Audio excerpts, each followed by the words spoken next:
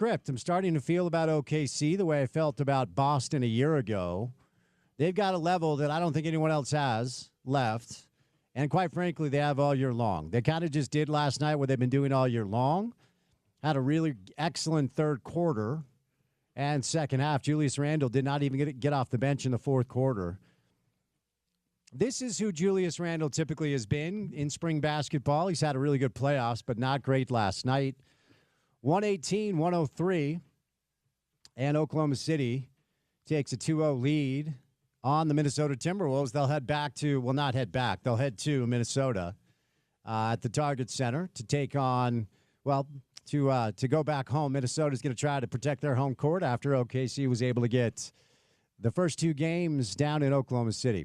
The New York Knicks fighting for their playoff life. This is a franchise that I can tell you is 0-14 in the history of the organization when they go down 2-0. They have never gone down 2-0 while losing the first two games at Madison Square Garden, but that's what's at stake tonight. Knicks are a healthy 5-point favorite. That line has kind of oscillated a little bit back and forth. So we'll see if New York can bounce back. We'll see if Tom Thibodeau decides to extend his rotation a little bit, but we do have some playoff basketball tonight, and a big one at that. The world of pro hockey continues to roll along as far as the Stanley Cup playoffs go. It's the Oilers and the Stars tonight. The Stars have won 7 straight games at American Airlines Center in Dallas, Texas. That's one shy of their record in the postseason. And they lead the Western Conference Final 1-0 over Connor McDavid and the Edmonton Oilers. But you'll get that game tonight as well. So some playoff basketball, some playoff hockey. Playoff basketball, playoff hockey last night as well. We'll get to some takeaways from the games. The Panthers smoked the Hurricanes, and the Panthers are the hottest team right now in the National Hockey League. So we'll do some playoff basketball, some playoff hockey. We are inching closer and closer to the NBA draft coming up on June the 25th. The next date of interest for Jazz fans. We're about 1 month away, virtually almost 1 month away. And a lot of rumors continue to fly about what the Jazz could do either prior to draft night or on draft night. Move up, move down, utilize their assets to bring in a couple of pieces. We'll have to kind of see how this thing goes. But we'll get you ready for the NBA draft. I want to remind you that we're going to have great NBA draft coverage. It's myself, Richard Smith, Gordy Chiesa, live throughout the course of the first round. And then the second round is the day after, and that takes place during our show. So we'll have live reaction and let you know, of course, what the Jazz elect to do with their 4 picks, 2 in the first round, 2 in the second. So a lot to do on the program. More college football changes on the way after the news broke yesterday that the college football playoff will be straight seeding now, as opposed to awarding conference champ seeds. It's just the best teams get the best seeds. And we talked to Matt Brown yesterday about a bevy of different changes that are on the horizon and how this sport could take shape as we move forward. So we'll get the latest in that direction. No new news on the Jake Retzlaff situation down at BYU, other than what's been reported by the Salt Lake Tribune and others. ESPN, our guy Kyle Bonagura with some good reporting yesterday. If anything comes down while we're on air today, of course, we'll bring that to you after our little foray up north to Ogden yesterday. We're back in studio today with a really good guest list. Start things off with the hippest NBA writer around. Howard Beck from The Ringer, talk OKC, Minnesota, talk New York and Indiana, and, of course, a little Jazz basketball, some offseason NBA. Zach Harper will stop by as well, one of our favorites on a Friday. Paul Pugmire joins us to talk some golf. Charles Schwab Challenge. The PGA Tour is stopping at the Charles Schwab, so we will talk some golf on the program today with our guy Paul Pugmire. Talk a little local golf as well. Played 18 this morning at Bonneville. Shout out Bonneville. Lovely little track. Enjoyed that. Beautiful day. Bringing Mike Yam for some off-season NFL conversation, some football with Mike. And then Andy Larson from the Salt Lake Tribune to do a little Jazz and a little RSL. RSL back in action tomorrow against Vancouver. The best team in the Western Conference, one of the best teams in all of Major League Soccer. So Howard Beck, Zach Harper, Paul Pugmire, Mike Yam, Andy Larson, me, Spence Checketts, all of you, the great listeners. Happy Friday to you and that guy, Porter Larson. Confidence level, game 2, Knicks Pacers, where are you at? I don't think I can rightly say I'm confident, Spencer. Not with the way game 1 went. I have I'll say this. I'm confident the Knicks will bounce back in the energy they play with. I'm confident that they're not going to all of a sudden get swept and blown out in this series. I'm confident in the fight that they'll have tonight. But man, when you get some of the performances you had in a game one and still find a way to lose, I'm going to have to see you reverse course a little bit before I can go into the next game confident. There's a little uneasiness there. Fair enough, as there should be. So we'll get you ready for some NBA playoff action tonight and talk about Game 2 takeaways, OKC Wolves last night. Howard Beck, our first guest right out of the gates. But before we get to Howard on this Friday afternoon, weekend edition style, courtesy of our good friends, your good friends too at Prize Picks, it is time now for your opening tip. Welcome to The Drive with Spence Checketts on Utah's #1 sports talk. Now into the studios of ESPN 700 to set the scene for the show. The opening tip of The Drive is brought to you by Prize Picks. Use the code ESPN700 and run your game with Prize Picks. Cash in on the basketball playoffs with Prize Picks. Don't miss your last chance to add your favorite players from the court to your Prize Picks lineup, whether it's points, rebounds, or assists. Take your pick of more or less for your shot to win up to 2,000 times your cash today. Turn those playoff hot takes into tickets to basketball's championship series, starting with the play-in round.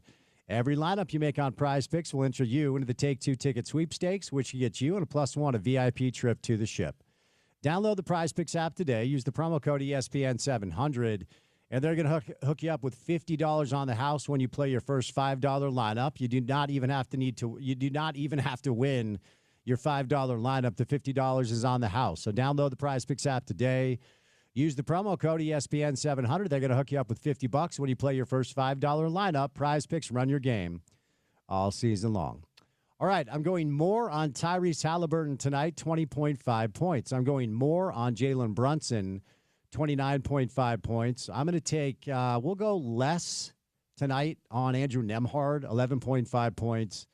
And why don't you go ahead and give me more on Deuce McBride, 4.5 points. That one feels easy. So there you go. Good friends at Prize Picks. Got a little playoff basketball tonight and playoff basketball last night. Before we get to Knicks Pacers, it's just starting to feel about Oklahoma City the way I felt about Boston last year. This is their time. And they're ready. And one of the things that I always, hesitate about when it comes to anointing a team, believing they can win a championship, is if you have not had a lengthy playoff run as a group before, and I haven't seen you do it, I'm always hesitant to say I believe that you can. And Oklahoma City, with this group, they've made the postseason before. Last year they won one round, and they were beaten by the Mavs in the second round. So I was a little bit hesitant, even though all the data indicates they are historic and they had a historic regular season. I was just a little bit hesitant to anoint them as the favorites to win the championship. And Boston last year just had a level. And honestly, throughout the course of the regular season, when Boston was healthy and they were really ticking, they still have that level. But, of course, their lack of health against the Knicks and the New York Knicks' ability to kind of exploit different things with them. They've sent them home, and now they're on vacation. Jason Tatum is rehabbing his injury. Oklahoma City has that level, and I don't think anybody else does. I don't think Minnesota does. I don't think New York does. I don't think Indiana does. I think Indiana has some really intriguing things, but I don't think their pace will bother Oklahoma City if that's our finals matchup. And New York just isn't deep enough, or they have a head coach that refuses to look down his bench. And last night was just kind of fit the script. They didn't really do anything all that special. They had a great performance from the reigning MVP now. Shea had 38 points. He only took 2 3-point shots. He made one of them. The analytical community continues to take a bunch of L's during this postseason run. Oklahoma City is intentional at getting Rudy Gobert in pick-and-roll situations and then killing him in the mid-range. And I love Rudy. That's our guy. Of course, he was here for 8 years and 9 years, played really, really well. But that's always kind of been the Achilles heel. If you can get him in switches and then make him uncomfortable out on the perimeter and take advantage of him in the mid-range, and that's what Oklahoma City has done intentionally. Like, they're almost insulting Rudy by canceling 2 or 3 different actions to get Gobert's man up to set the screen so they can get the switch. And then it's Jalen Williams and Shai Gilgeous-Alexander, specifically those two, have been a nightmare in the mid-range more than anything else when it comes to the way Oklahoma City is attacking Minnesota offensively. Jalen had 26 points last night. He had 10 boards. He had 5 assists, but he only hit 2 3-point shots. As I referenced, Shea with 1 3-point shot.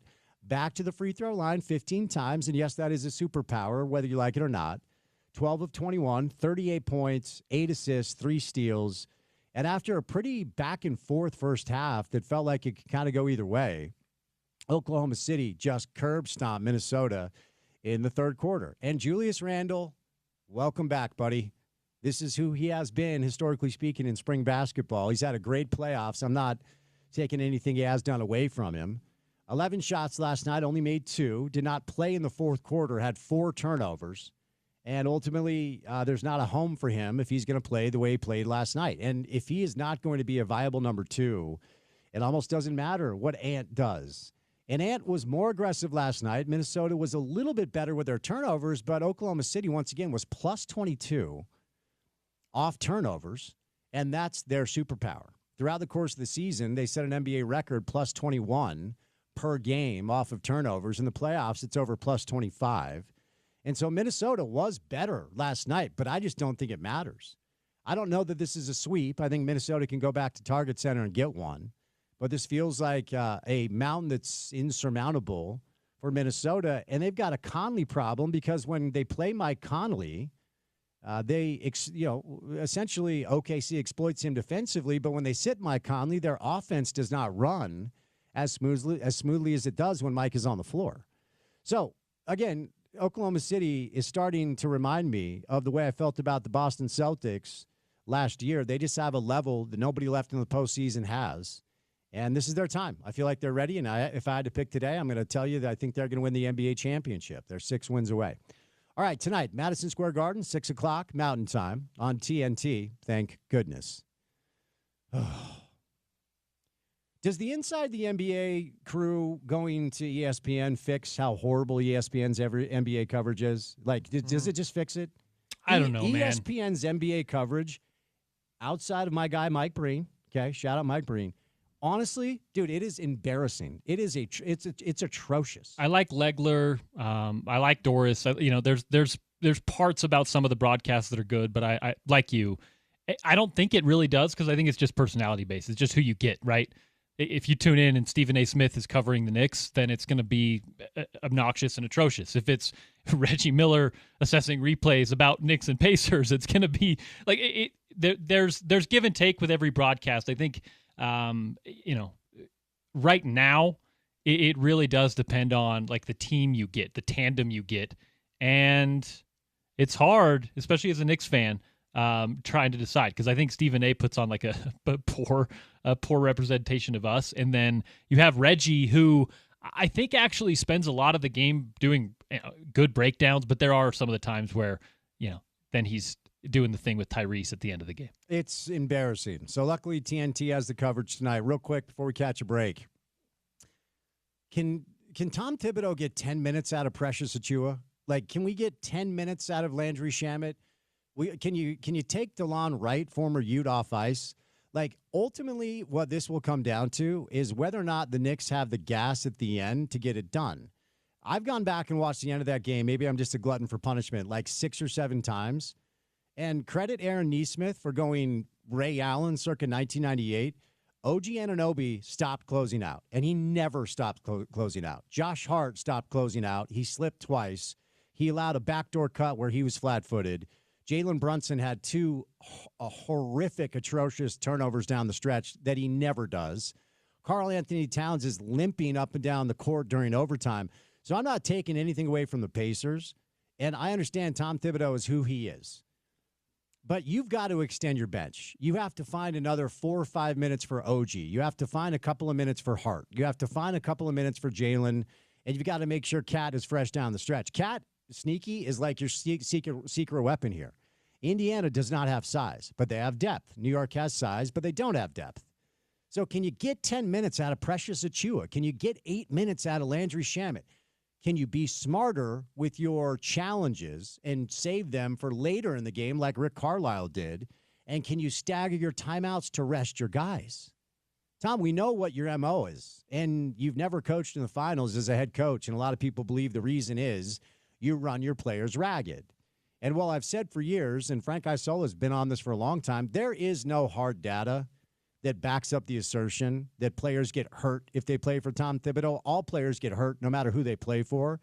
But I know what I'm seeing when I'm watching it. And if you go back and watch the way the Knicks failed to close game one against the Pacers, it's just as much on the fatigue factor of New York than it was about shot making for Indiana. And typically I'd say with Jalen on your roster, if it's close down the stretch, you're fine. But after game one, I'm not ready to make any grandiose statements about this game tonight. So we'll have to see. We're going to go live to New York coming up next and bring in Howard Beck. But want to let you know that ESPN 700 and 92.1 FM is your home of the Indy 500 Sunday morning with coverage beginning at 9 a.m. That's brought to you in part by Burt Brothers. Summer adventures are just around the corner. And Burt Brothers is kicking off the season with huge savings on auto, services, and deals on major tire brands. Save big on Firestone with rebates up to $120 now through the end of May. Visit your nearest Burt Brothers today and drive home with a great deal. Burt Brothers does it better. Howard Beck is our guest, batting leadoff on a Friday afternoon right here on ESPN 700.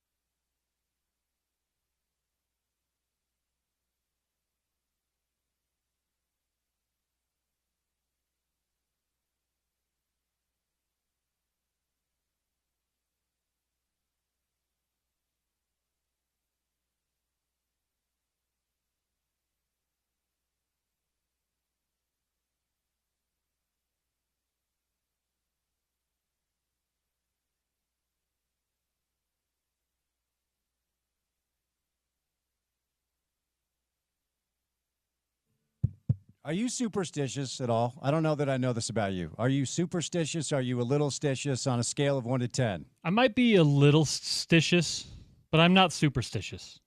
I don't know what the scale is, and I've never been tested. Okay, fair enough. Well, we played Orange Crush last week for Howard in honor of our Knicks, and it did not work. So we switched it up, but I figured we'd stick with the REM to get our guy in the right mindset before his Friday hit. Howard, happy Friday, sir. How are you? Doing all right, guys. How are you? Love the choice of Drive, an all-time favorite. Yes, sir. And a drive. You're a drive time show, right? So that fits. I'm not sure that the thematic tie into the Knicks and Pacers, other than driving the ball. Yeah, I guess. I don't know. I just, I didn't want to do Orange Crush again because it didn't work last time. So I figured we'd switch it up. You are in the great city of New York, correct? I am. I'll be heading to the Garden as soon as we hang up. So does it feel like a funeral? What is it? What's the buzz? What's the buzz in the city today, Howard? I mean, might be completely unrelated, but it's May 23rd, and it is like gray and cold and rainy, and it feels like Portland, frankly. So I don't know if I can blame the Knicks for that, or if it's vice versa, or if it's just reflecting the mood of the city. I don't know what to tell you there. There's definitely some shock and some hangover for the fans, for sure, from the other night. Whether the Knicks have that, we'll see in a few hours. Listen, I suspect everything we know about this team, about Tibbs, about Brunson, about Josh Hart, about the way this team has been, I don't think the dent in their psyche from the other night is going to carry over. Like this is the kind of team that they've kind of seen it all already. They're kind of a tough-minded group that is their hallmark anyway. So, like with every playoff series or most playoff series, every night's a new game. And, younger teams may feel that differently because they're not used to just shaking it off and hit the next one. But these things have a way of changing very quickly. So I don't know what we're going to see tonight, but I don't think the other night is going to have anything to do with it. I tend to agree with that. But before we dig into tonight a little bit further, since I have not been able to visit with you since game one, it's wild, man. Like, I was watching and taking notes, to get ready for the show the next day. Like, okay, here's this story. Okay, wait a second. No, here's the story. Okay, wait, that's not the story. Like, I could give you 10 different targets to aim at and probably more about game one. But your biggest takeaways from both what the Pacers were able to do and what the Knicks were unable to do to close it out? As you say that about how many different stories there were, the first thing I'm always going to remember about that game, other than Halliburton's crazy shot at the buzzer that we thought was a game winner, that he thought was a game winner, but wasn't a game winner, but it was only a game tire that forced overtime. The thing that was also staying with me was Jalen Brunson went to the bench with 5 fouls and 8-9 minutes left and a 2-point lead for the Knicks. And I thought, wow, this is the golden opportunity for the Like, if the Pacers were going to win it, I thought it was then. And because the Pacers instead lost ground while Brunson was on the bench, I'm like, well, they're cooked. And I think years from now, I'm still going to be thinking about how much I thought this thing was just over and how impressive it was that the Knicks were able to extend their lead by a lot without their best player. I don't know what to make of any of that, Spence. Like, I don't know. Like, do we go into game two thinking, well, the Knicks played their butts off and still lost, and so now it's in the Pacers' favor, not just home court advantage, but just the overall vibe of it all. Is it the Pacers were lucky just to be able to come back, and Nesmith hit some. I mean, he's a great shooter, but he hit some crazy shots, and there's going to be some return to baseline here, some regression to the mean. I don't know which way to try to spin this, which is why I will just still rest on. We'll see what happens in a few hours. Little Birdie tells me that somebody may have left press row a little early. Can you confirm or deny? I mean, you don't need a birdie. I spoke about it for like 10 minutes on Russillo's podcast yesterday, and I spoke about it again on the Real Ones pod today. When they're down 14-15, the Pacers are down. It didn't matter who's down, but when the score is that big of a gap and there's 5 minutes left in a game at the Garden, if you're sitting on the Chase Bridge, which is where the media auxiliary go, right? Like the press area for like the beat writers and some of the local columnists, it's not that big. So most of us are up on this Chase Bridge, which is level 9 at the Garden. For anyone who's never been there, that is about as high up as you can go. It's also where inside the NBA's studio set was, right? That's floor 9. Event level is 5. So the locker rooms are on 5. The press conferences are on 5. The press workroom is on 6. So it's a hike. And if you want to be downstairs where you need to be in time for the coaches and the players and everything else, sometimes it's like, well, if the game's out of hand, I might as well go now, because the stairwells are just an absolute, like, just madhouse.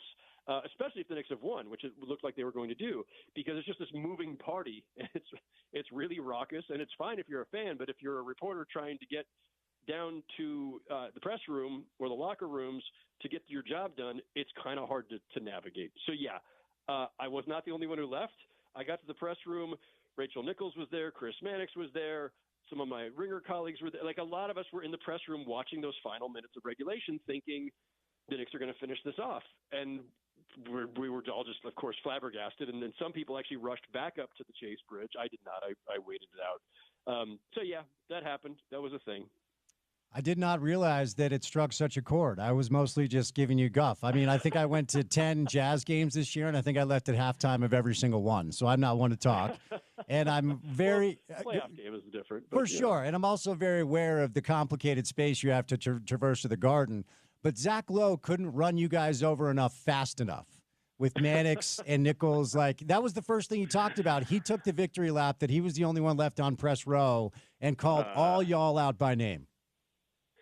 I mean, I think Zach probably figured whether he gets down there in time or not, it doesn't matter. He was going to wait it out, and he's got a nice leisurely drive back up to suburban Connecticut to his estate, so the rest of us felt like we needed to get downstairs.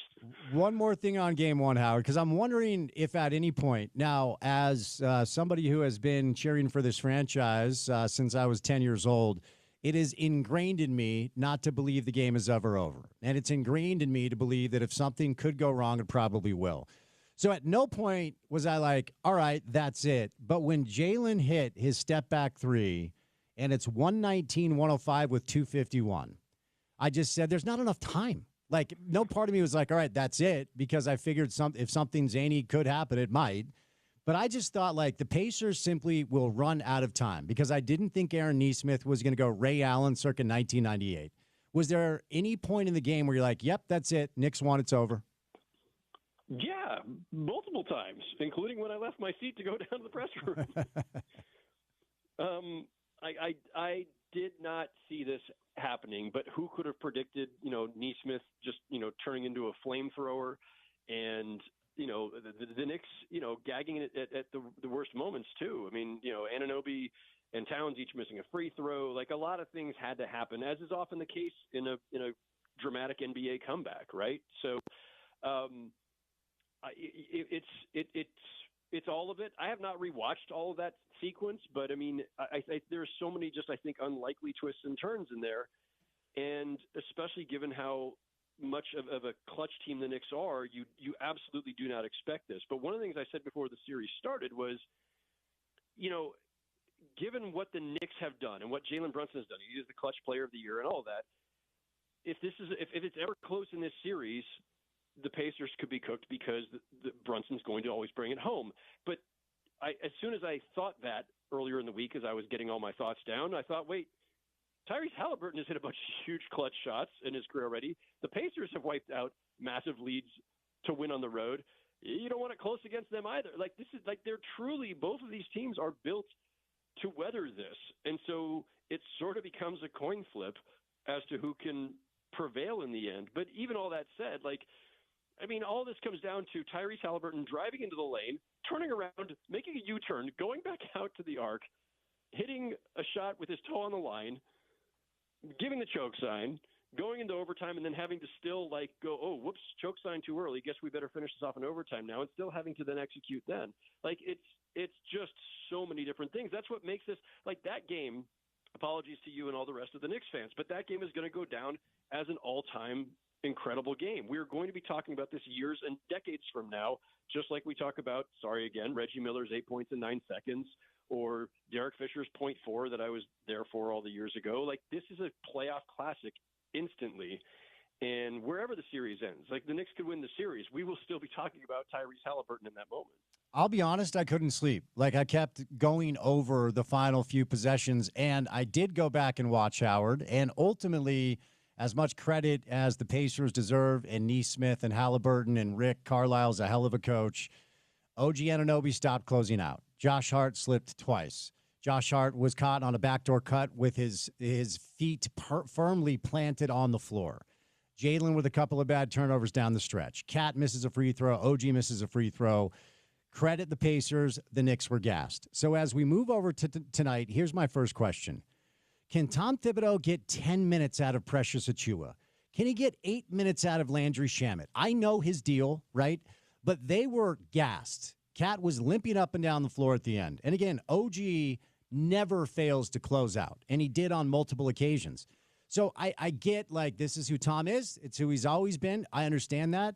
Precious Achiuwa is not a bad player. He's got some pieces on his bench that he can throw in there for 4 or 5 minutes. He also has to be better with his challenges, and I think he has to be better with his timeouts. I thought he was out-coached game one. Is there any chance he extends the bench a little bit so they're not so gassed at the end? You know, Tibbs is fairly stubborn about these things. He trusts who he trusts in that rotation. And yeah, I mean, we've seen the pattern over and over again. I do think, so a couple of quick things. One is a concern for the Knicks in general coming into the series would be, and certainly after game one, the Pacers play at this just frantic pace, and they're going to get up and down the court, and the Knicks are used to playing much more deliberately. And as much as the Knicks are certainly conditioned for long minutes because Tibbs plays them all, you know, among the highest minutes in the league, it's at their pace. It's not running up and down at the Pacers' pace, which again, it's frantic. And I do think, and also the Pacers move the ball quite a bit, right? Like, you have to defend multiple actions in every possession, unlike what they faced with Boston or Detroit. So there is a potential fatigue factor here on an every other day series for the Knicks. On top of that, yeah, the shorter rotation. So to the question of Precious Achiuwa in particular, you know, Towns had a pretty big game. He had some missteps at key moments late, but Towns had a pretty big game against them, and Miles Turner was not, and you know, or Siakam, any of their bigs were not really the answer. So I do wonder if they might just dust off Precious Achiuwa anyway. And, you know, he's closer to like Tobias Harris size, really. And, you know, Tobias Harris had some good, you know, stretches against Towns, and you do need to give Towns different looks. And sometimes when you get a guy who's just strong with a lower center of gravity, that can have an impact. So we'll see. I think your instinct is right. Given everything we just talked about, like, they probably should extend the rotation at least by one more player. Okay, so you make some good points regarding the pace, because ultimately early on in that game, I think what people forget is Indiana could not miss. They just made their first 10 shots, but the Knicks were able to keep up, but they were playing up and down, and it was working for the Knicks. They were actually playing well offensively, and New York can run. They've got fast wings. Jalen can get up and down. Cat's not necessarily fleet of foot. But if Tom isn't going to extend his bench by a player or two, what do they have to do to be careful that even if the pace is working, understanding that going up and down with a bench that goes 11 deep, 15-plus minutes a night with 11 players, eventually will catch up to you? How do they stop themselves from getting in this up-and-down game back and forth, even though at times it works, to make sure that they have enough gas at the end? I don't know. I think you can be as deliberate as you want, but if the other team is pulling the ball out of the basket and immediately sprinting up court and basically going 7 seconds or less, Mike D'Antoni style, which so many times the other night it flashed in my head. And it's funny because, of course, the Suns' pace back then, which we thought of as so frantic, and they're going to shoot as soon as they get their first open shot, that their pace would be slow by today's NBA standards. But that's what it looked like to me watching the Pacers go. Like, they're just going to get up court, and the first good shot they got, boom, it's going, and it's easy to get caught up in that. But I do think, yeah, the Knicks have to try to do things their way. They need to slow it down. They need to make the Pacers work as much on defense as possible to maybe hopefully put a dent in their stamina at the other end. But yeah, the Pacers, they're going to say, fine, we're going to run 9, 10, or 11 deep or whatever. We'll have fresh bodies out there. So I'm not sure what the exact answer is there. All right, last thing on tonight. What's your gut say? I completely agree with, and I think a lot of this does come from Jalen Brunson specifically, and Tom Thibodeau as well. But Jalen has this like stoicism about him where he doesn't get high, he doesn't get low. After they beat the Celtics, he's the one that was yelling at his teammates to get into the locker room like nothing has gone down yet. So I agree that I think this group can compartmentalize and put game one out of their minds. And I'm not asking you to pick because I know you don't do that. But what's your gut tell you? What do you have a lean for tonight?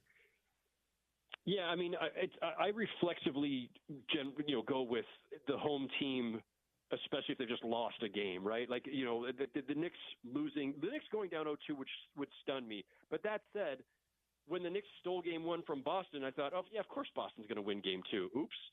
And it's same thing with the Pacers and Cavs, but it's been that kind of postseason where the Pacers beat the Cavs in game one in Cleveland, and I thought, of course, Cleveland's going to win game two. Again, oops.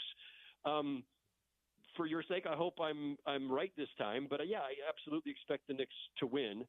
It wouldn't even surprise me if it were, a pretty big gap. Not a blowout, but just like win and win handily. Like I don't think we'll see the same kind of drama in the final minutes, but you just never know. I mean, I had a piece earlier this week basically saying, like, welcome to the NBA's age of chaos. And it referenced all the things I just mentioned and many more, whether it's Dallas jumping up in the lottery, whether it's just the volatility in the standings in the playoffs and 260-win teams going down in the second round and just across the board. Like, there is so much unpredictability about the NBA right now, and it cuts both ways, right? Like, there's aspects of it that make it really fun. There's a lot more suspense, and there really is this sense of you just never know on a given night what may happen.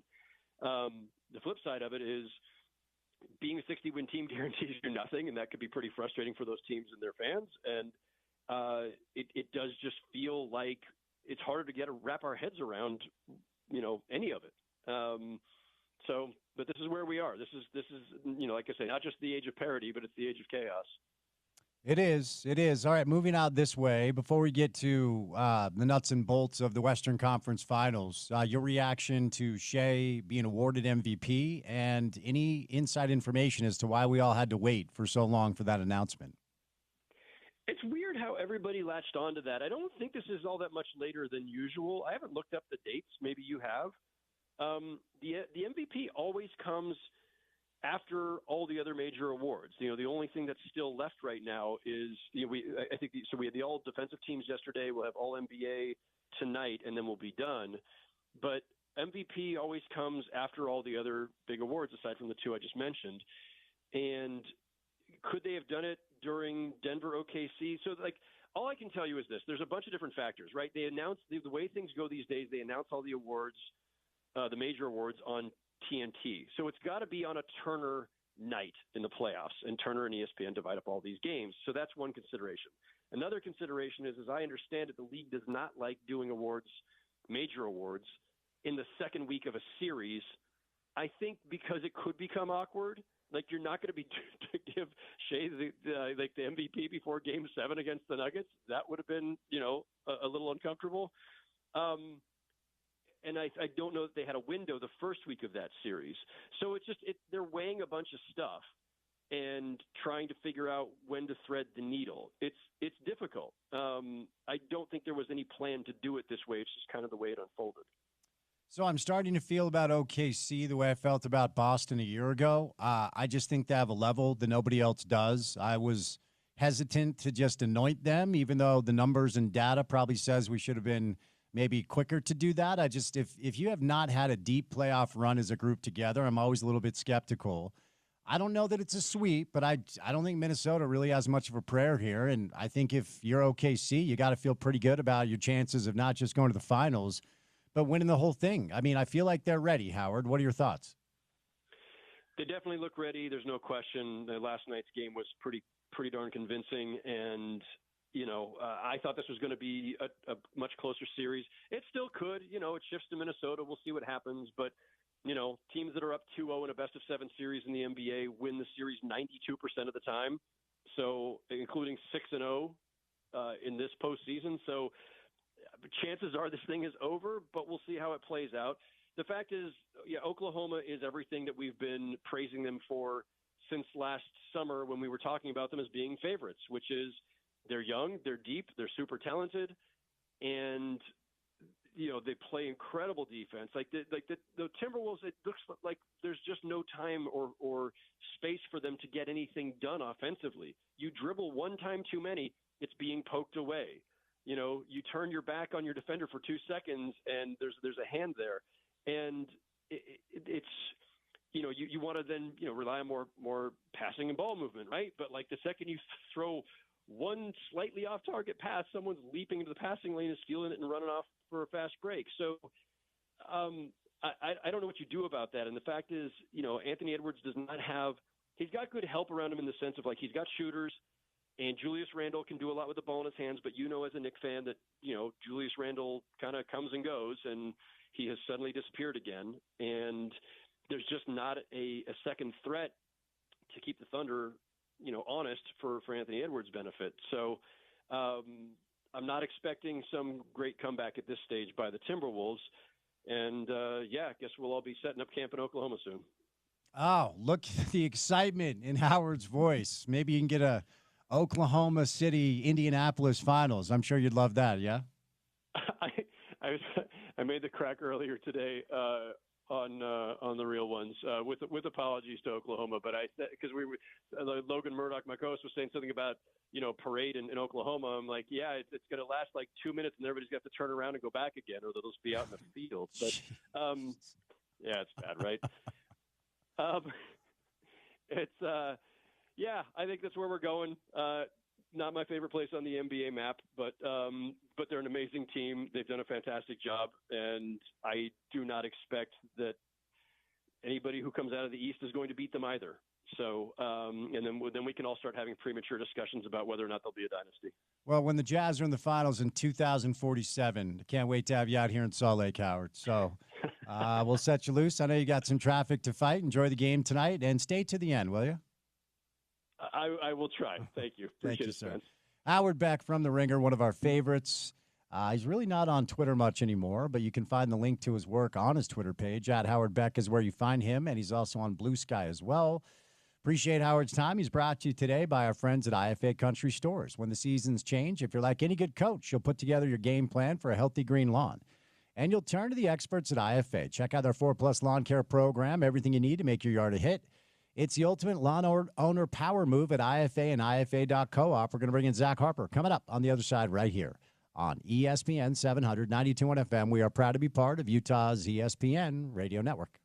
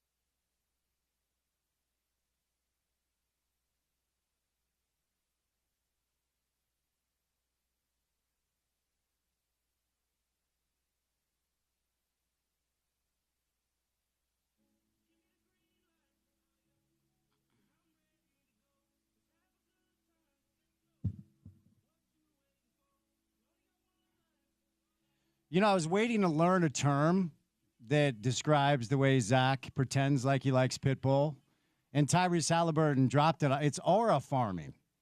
That's what he's doing. It's the very definition. It's the act of intentionally trying to appear cool or charismatic through actions or behaviors often perceived as exaggerated or artificial. We have the term now. Can you use Pitbull for that end? Zach Harper, aura farming on a Friday, right?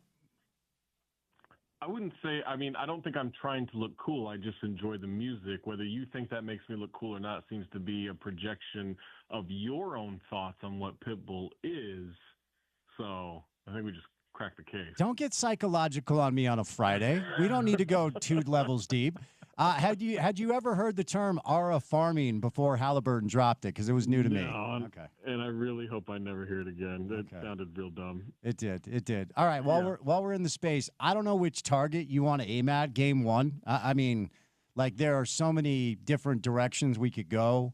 I referenced this earlier. We had Howard Beck on when Jalen hit his step back 3 to make it a 14-point game. As a Knick fan, I'm never going to be like, yeah, it's over. But I just thought Indiana was out of time, right? Sure.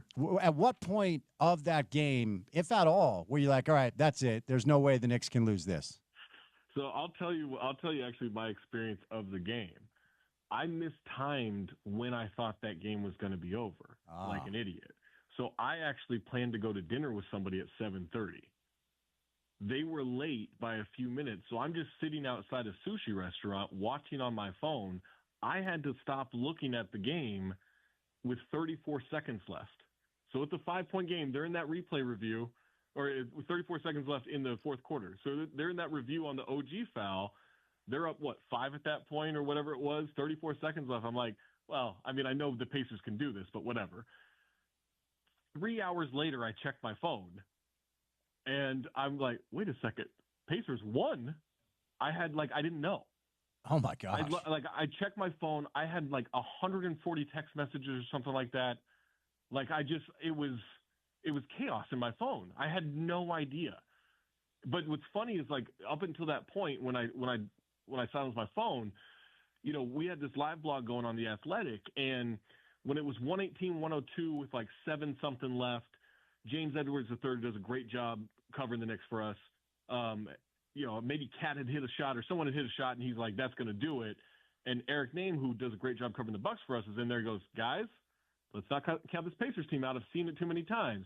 And then, when Jalen hits that shot, I think someone else said it, and Eric Name again is like, guys, don't count the Pacers off. And then, they made that little run, and I think at the 34-second mark or maybe just before it, I want to say Law Murray for us was like, oh, this is a fake comeback. And Eric Name again was like, guys, do not count this Pacers team out because he can't.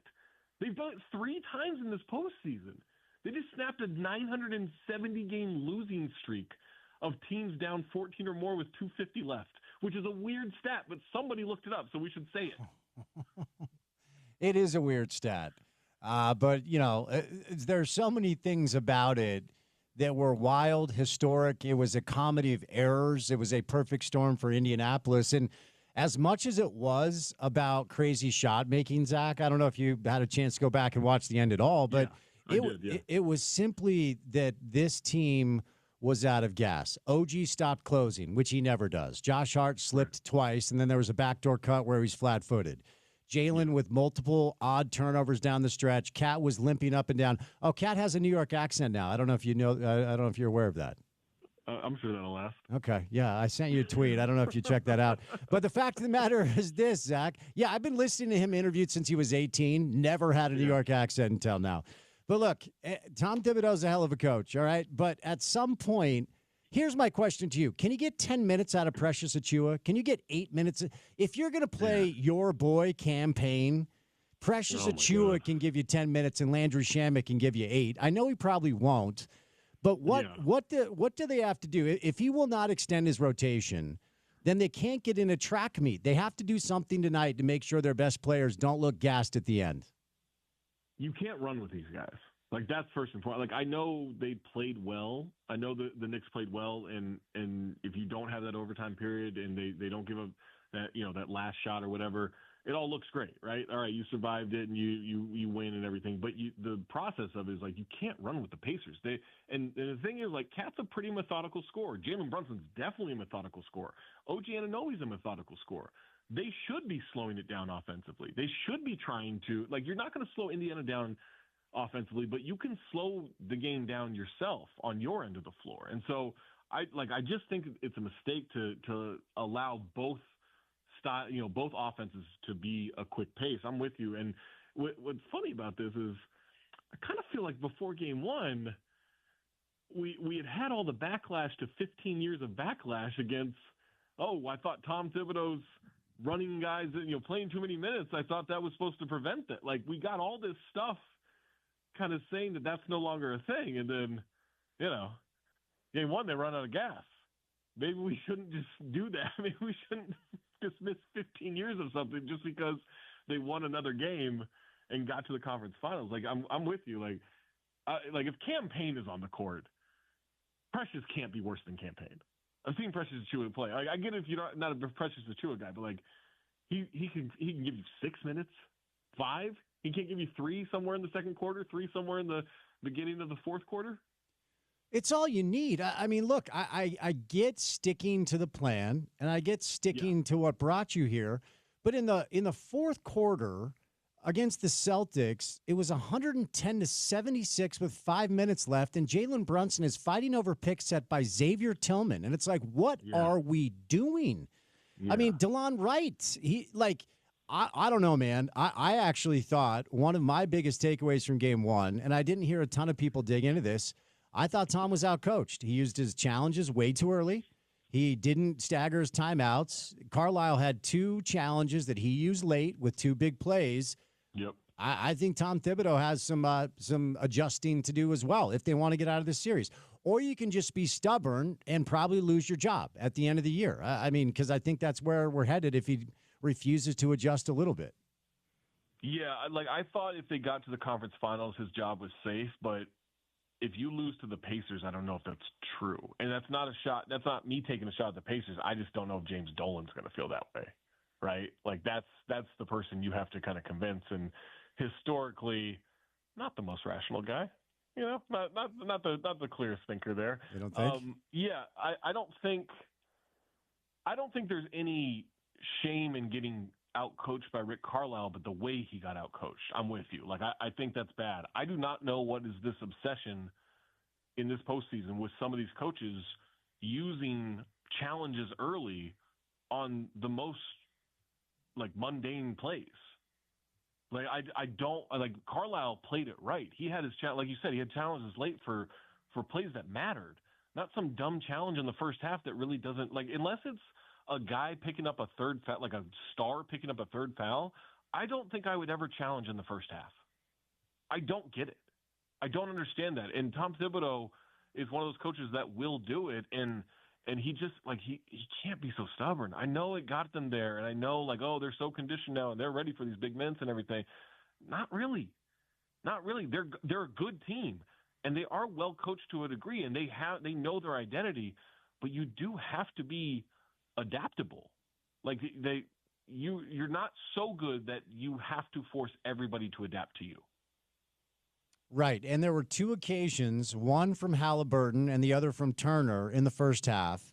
And look, every NBA player, whenever they commit a foul and they think it's questionable, they turn around, they do the thing. Okay, let's review the thing. They all do it. But there were 2 occasions that I took note of. Halliburton was called for a foul in the first half. He turns to the bench and he does the thing. Okay, let's review it. And Carlisle basically told him to shut up. He said, go play. And then he did the same thing to Miles Turner about 2 minutes later, and I took note. I'm like, he's saving his challenges, which is what you should do. And the challenge Tom used on the Jalen offensive foul was beyond dumb. I don't know who told him to do that. It was clearly a foul. They were not going to win that. So ultimately, that brings us to tonight. Do you have a lean? I mean, I feel like there's a stoicism to Jalen Brunson that I respect. Like, after the Knicks beat the Celtics, he's summarily dismissing the celebrations and telling his teammates to go to the locker room. I don't anticipate, I know the media narrative is like, hey, there's going to be a hangover. There's no coming back from that. And that was a horrible damn loss. I'm not saying it's not. But I feel like the Knicks are going to respond tonight. Now, I don't know if their coach is going to adjust enough to give them gas at the end to win the game, but I don't feel like all is lost. Tell me where your head is at as far as the game tonight and the rest of the series. It's a bad loss. I don't think it's like this gut punch they can't recover from. Yeah. If you think about it, even at the end of regulation, yes, it's a collapse because they gave up a 14-point lead in 2 minutes and 50 seconds. They scored on 7 of their last 10 possessions. Like that's the thing. They weren't giving the ball away the whole time and missing shots badly. Like they scored. The problem is they just gave up 3-pointers and Aaron Nesmith every time. They were trading 1 for 3, 2 for 3 every time. And so I do think it's fluky. I don't think it was. I think overtime was more of an indictment on the bad things about that team. I don't think the end of regulation was. I think that was a fluke. I think this isn't some young team that's rattled. I think it's just a team of veterans that will be fine. I think Jalen Brunson as the leader is going to make them fine. I think they'll probably win. I also think teams keep underestimating this Pacers team, and this Pacers team is capable of winning the championship. They're really good, and I've been wildly impressed. And, ultimately I do think the Knicks have some size down low that the Pacers don't, but the Pacers have the depth that the Knicks don't. It makes it really, really fascinating. But I know you don't have a ton of time today, so let's move out this way. And before we talk OKC T-Wolves, Shea's the MVP. Yeah, do you think that was the right call? I voted for him. Yeah, I think so. He had a season no one else has ever had. Their team was dominant. He was the best player. There was a massive difference with him on the court versus him off the court. Like I don't fault you if you voted for Jokic and thought he was it, but if you dismiss Shea as an MVP candidate, I think you've got a weird agenda. Yeah, well said. And I would not have had an issue with anyone who voted for Jokic, but I agree with you. I believe Shea was the right call. All right. So I said this earlier with Howard. I'll repeat it to you. And this is not breaking news because if you've watched them all year, you know that they have a level that maybe nobody else has. Boston had it last year, and I started to feel like no one was going to touch the Celtics, and I'm starting to feel like nobody's touching OKC. I'm always very hesitant to anoint a team that has never had a deep playoff run, and that was kind of my hesitancy, like, let's see how you guys respond. And, a couple of moments versus Denver that weren't great, but Denver's a team that has one of the best players of this generation and won a championship a couple of years ago. I feel like they're ready, man. I feel like I'm ready to say that today, that I feel like they're ready. I don't think the Wolves have what it takes to come back and win 4. I think they can get 1 at home, and I don't think either New York or Indiana has the level OKC has when they are maximizing their ceiling. What are your thoughts? I think Indiana could challenge them. I do. I think Indiana's got the depth to do it and the style of play to maybe mess some things up, but it would take a lot of hitting your peak at the right time, right? But yeah, I mean, OKC is just super impressive. I disagree with a lot of people. I think Minnesota should have won Game 1, and I know you look at the final score and think that's ridiculous, but Minnesota went 8 of 30 on wide open 3-point shots. And it was good shooters taken.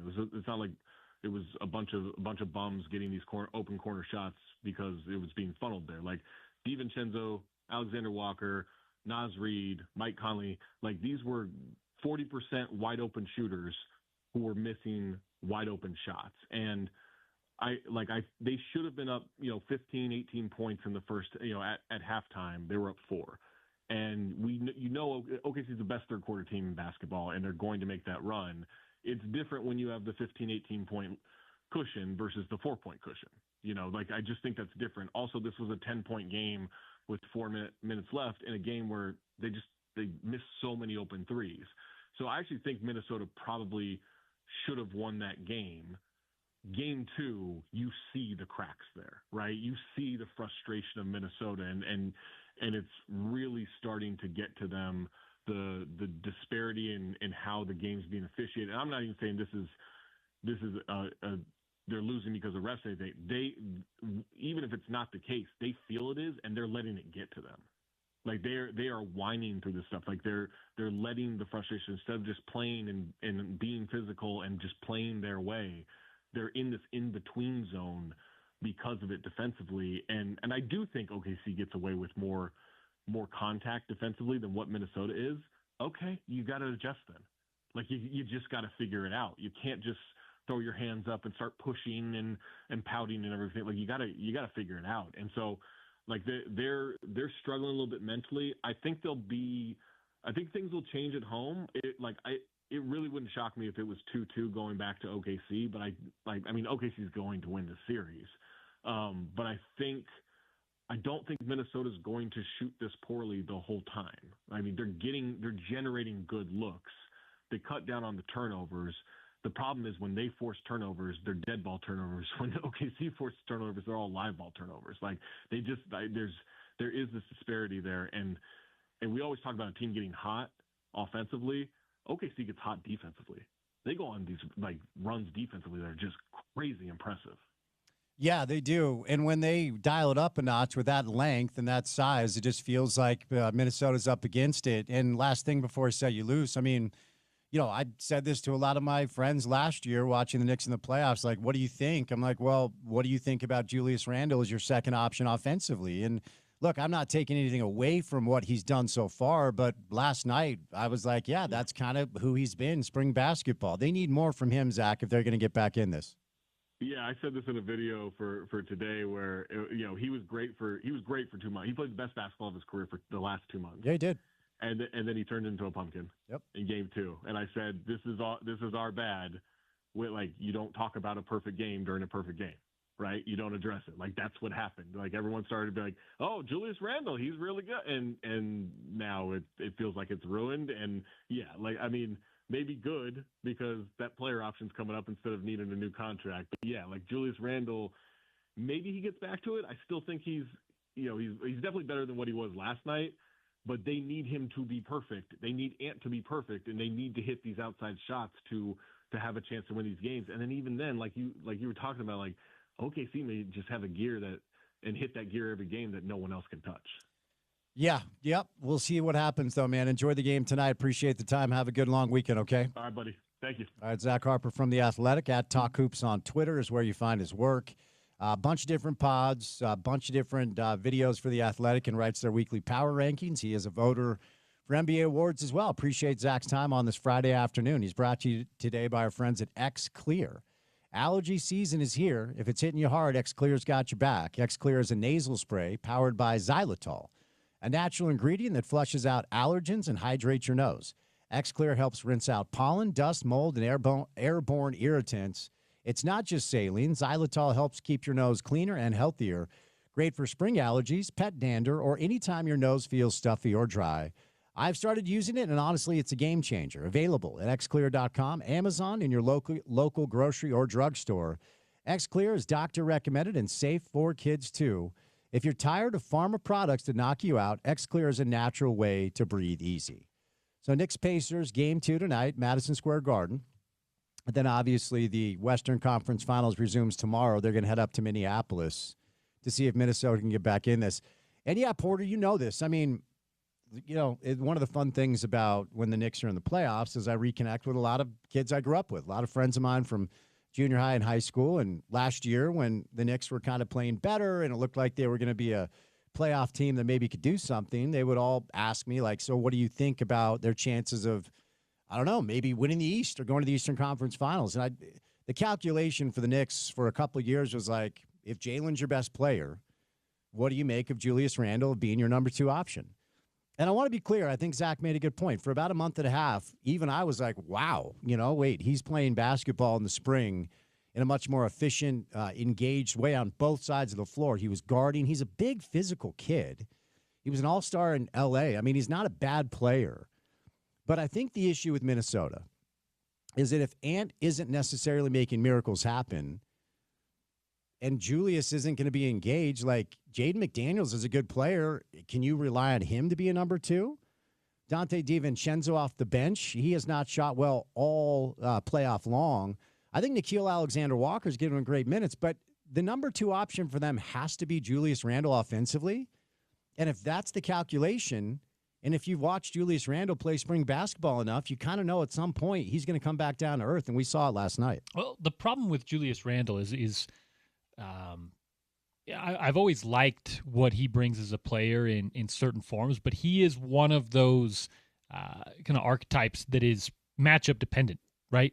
So in a certain matchup against a certain lineup, you're going to see Julius Randle look like an all NBA type forward. And we saw that at times with New York. But if you throw in a lineup that can match his physicality or a lineup that bothers him with length and kind of forces him out of the paint, it doesn't allow him to be a bully on the offensive glass, right? The things that he really does kind of succeed in, man, it really turns into a situation where, and also the defensive end, Spence, if you get a guy who can beat him on a first step or makes him move laterally a lot, spaces the floor a little bit, he's kind of matchup dependent on both sides of the ball. So that's the real problem, is that, yeah, you really like the Julius Randle you see at certain points, but you throw a different player out there, all of a sudden you see a different player. And that can be frustrating. Players like Karl Anthony Towns, although he has different things that he struggles with, he's 7 foot, can handle, can shoot, can pass. Like there's not that many matchups that are problems for him. It's different things that get to him. And the thing with Julius, and this isn't necessarily something that's exclusive to him, and Tom Thibodeau has talked about this in the past. When he is not scoring, when he is not shooting it well, he doesn't guard. Yep. Disconnected defensively, gets down on himself, gets frustrated. You can see his body language, and that's why Chris Finch just sat him in the fourth quarter and went with Naz Reid. He decided to go with Naz and Rudy. By the way, Oklahoma City is intentionally going at Gobert over and over and over again. And it's when Shea and Jalen have the ball in their hands. I saw Shea cancel 3 different actions last night to get Hartenstein to the top of the key to just get the switch. And the nice thing about Shea is that it's not a switch to take a step back 3. He wants to cross you over and pull up from 15 feet. When he gets to his spot, he has evolved into a place where he is as elite as any individual scorer in pro basketball. Well, and you'll remember me saying this before game 1. I'm not one who falls into the Rudy gets played off the floor narrative. You know, I think that is very often overblown and very often unfair because of the situations that the Jazz put Rudy in for a long time because of the personnel they failed to put around him. Now, what I said before game 1 of this series was that while that narrative is usually unwarranted, this is a series where, because of the personnel, because of the spacing, the floor that OKC has, because of the length that they can sometimes throw out there, this is a series where Rudy may have to adjust some of the ways he plays. He's going to have to switch out a lot, and he might not be playable at certain moments through certain stretches in this series, right? And that is, I think, kind of where there is some truth to that discussion. But a lot of times it's not based on Rudy. It's based on the personnel that he's playing against. Yeah, and also to your point, it's never really been about we want to go at Rudy to play him off the floor. It's that we want to go at Rudy in high pick and roll to get him away from the rim. And get him in foul trouble. Exactly. So we can't have one of the best shot blockers this generation protecting the rim. Let's get him out in pick and roll switch. Let's get him on the perimeter. And that way, even if he's able to successfully guard an individual one-on-one, boom, boom, boom, you move the ball, go to the basket, he's not there. Yep. I mean, there are several reasons to do this, and typically Rudy is able to hedge and recover better than most people give him credit for, but man, OKC is going right at him. All right, we will catch a quick break. We're back to some hoops a little bit later. We have a good football guest today. Mike Yam will stop by. Andy Larson later on, but coming up next, the world of professional golf has their eyes on the Charles Schwab Challenge down at the Colonial Country Club in Fort Worth, Texas. A lot of exciting local golf news as well, and maybe we'll break down my round today. We will not do that, but we will talk to Paul Pugmire. NCAA championships going on, so some golf conversation coming up on the other side of a Friday edition of The Drive. Keep it right here on ESPN 700.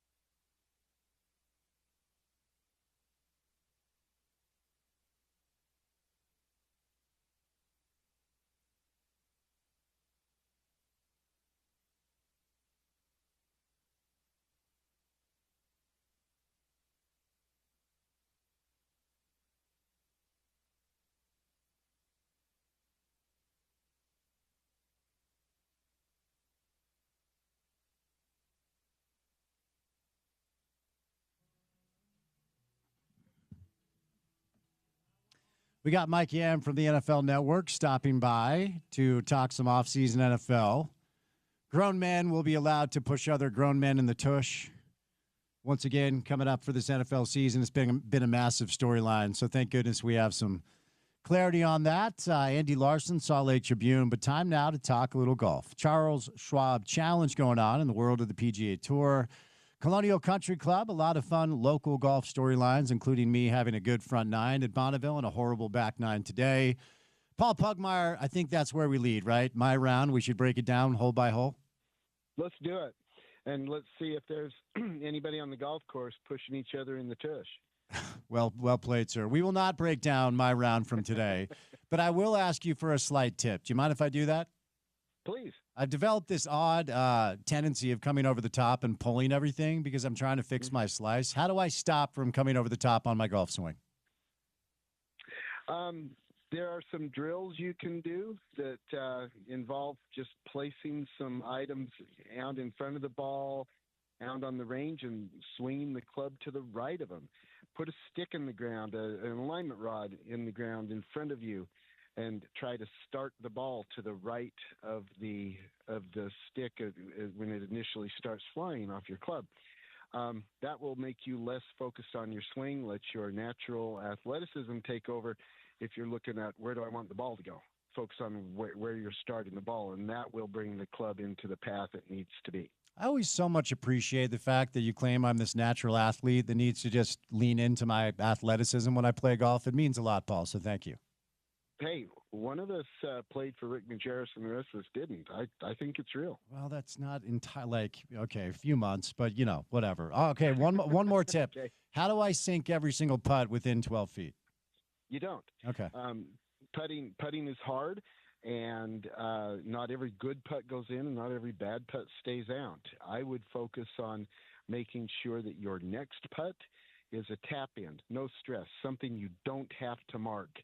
And if that is your goal, it's attainable, it's doable, and it focuses you on getting the speed right, and then putts will just start falling because they will. But keep in mind that the break-even point on the PGA Tour, the 200 best players on the planet, the guys visiting from Krypton, the break-even point is 8 feet. Inside 8 feet, they start making more than 50%. Outside of 8 feet, they start making less than 50%. So at 12 feet, the best players on the planet are making less than 50%. We should not expect to be better than that. I'm glad you brought up the pros. Let's lean into this for a second because I was playing with our guy, Richard Smith, today, Wes Ruff. Shout out our guy, Wesley Ruff. And, I've told you this before, and I want you to kind of elaborate on this. I think for the average golfer who's trying to get better, I think for the average golfer that maybe doesn't watch a ton of pro golf, the assumption is the pros just pure every shot. And they hit every fairway, they hit every green. And as I told you, when I went down to Bay Hill as an honorary observer, it was the first time I saw it up close where I'm like, dude, they're not perfect. They just figure it out. They problem solve, right? Like they know how to problem solve. So elaborate on that a little bit. As you've watched the professionals both on the men's and the women's side, what really makes them different? Now, their misses are different than ours. And I'm not saying like it's not more pure than the average golfer. It clearly is. But they're not perfect, Paul, are they? Not even close. And I really appreciate the way you say it. I love your term problem solve. Let's use that. Golf is a presentation of a series of problems, a series of questions that it is asking you to solve. And these guys are good at solving the question. Now, they will hit great shots. That's true. Their misses are smaller than ours. That's totally true. And on occasion, there is just staggering greatness. The highlight reels that a Tiger Woods puts together are just incredible. But I want to really focus on something that Tiger said a couple, 3 years ago, and he was asked to say, what was it about your 2000-2001 dominant period in the game? He thought for a minute and he shrugged and he said, I was a pretty good lag putter. Well, there's a lot in there, and look at what there isn't. He didn't talk about being a great ball striker, though he was. He didn't talk about hitting a series of incredible shots, though he did. What he talked about was taking care of the basic business. He executed double plays if you're going to go baseball. He executed layups if you're going to go basketball. He took care of lagging the first putt into a place where he had no stress on the second, and so he didn't give shots back. And so now I'm going to go full circle. That brings me to the real thing that they do. The superpower that these pros have is that they don't give shots away. They make pars by scrambling. They make pars by playing smart. And then they go on to the next hole and see if it presents an opportunity for a birdie. And if it doesn't, they make a par and they rinse and repeat. They don't give shots back. And that's their superpower. Okay, Paul, I have learned lessons from you and others that know the game in a way that I don't, that we do not say, wow, that's kind of Tiger-ish, or he's kind of reminded me of Tiger that. And I understand that what Tiger did during, I don't know, maybe a 3 or 4 year period is something that we have never seen before and potentially will never see again. But I haven't talked to you since the PGA Championship. And look, man, he's healthy now. And by everyone knows who I'm talking about. Scotty's healthy now. And based off of what he did a year ago, and now that he's got another major in his back pocket, just you put the context around really what we're watching when he is at the top of his game. We are looking at Tiger-esque performance. We are. In addition, we are looking at Jack Nicklaus performance. And that is the rarest air in the game. We're talking about somebody with 3 majors and the players by their 28th birthday. That's a group of 3. It's Jack Nicklaus. It is, although Nicklaus didn't have the players by his 28th because they didn't have it yet. But it's Jack Nicklaus, it's Tiger Woods, and it's Scotty Scheffler. But in addition, when you dig into the underlying performance statistics, when you look at the greens in regulation, the proximity to the hole, the bogey avoidance, which is a huge stat that very seldom gets the due it deserves.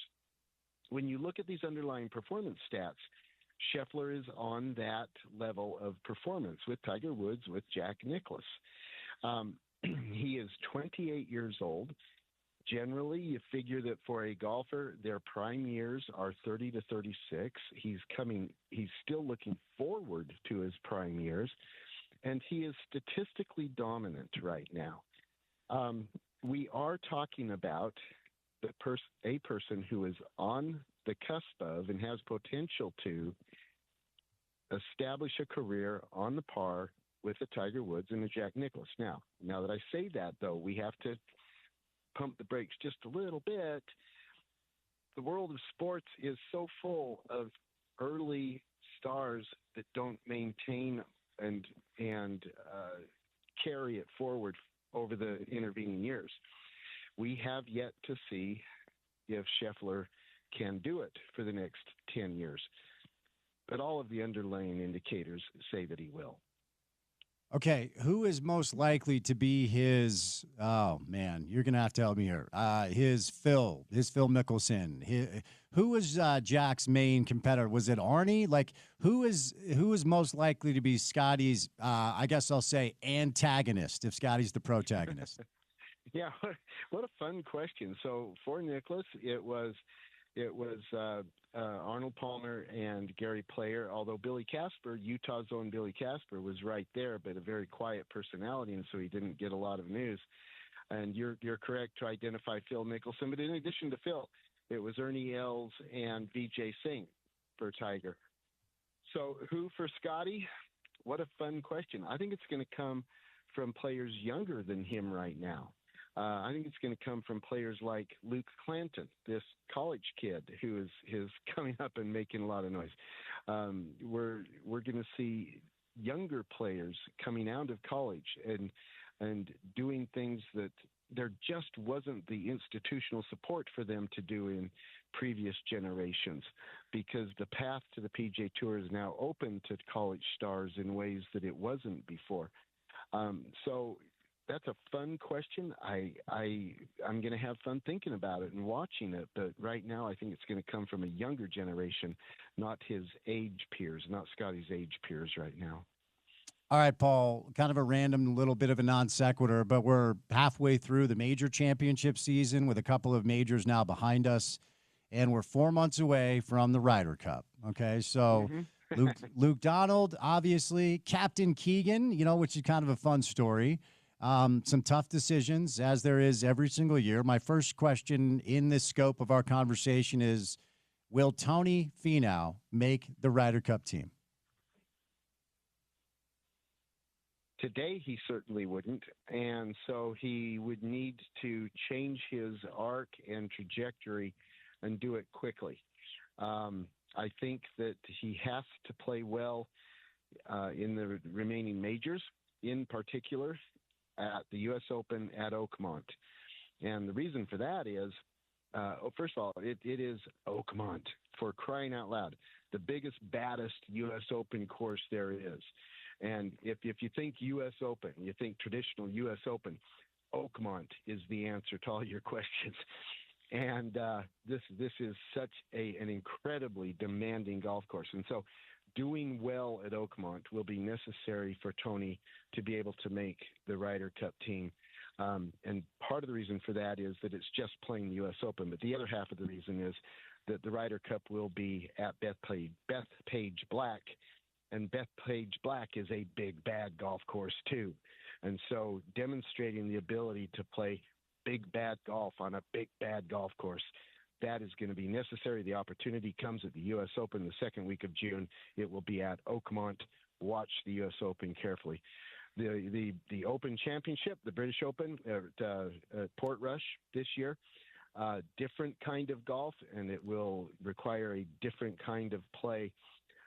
Not as big as Oakmont, but then again, very few things are. It requires more subtlety. It requires more art, but a different kind of test at Portrush. But it is where the entire world is watching. Tony has to play well in the two remaining majors to make the Ryder Cup team. Obviously, Scotty is a lock. Any other locks right now as you see it, Paul?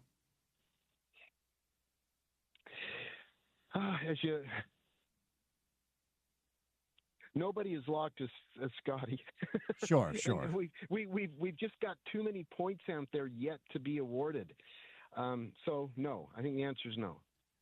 It feels like Xander's in a good spot. It feels like Bryson's in a good spot. It feels like JT is in a good spot. Maybe Morikawa.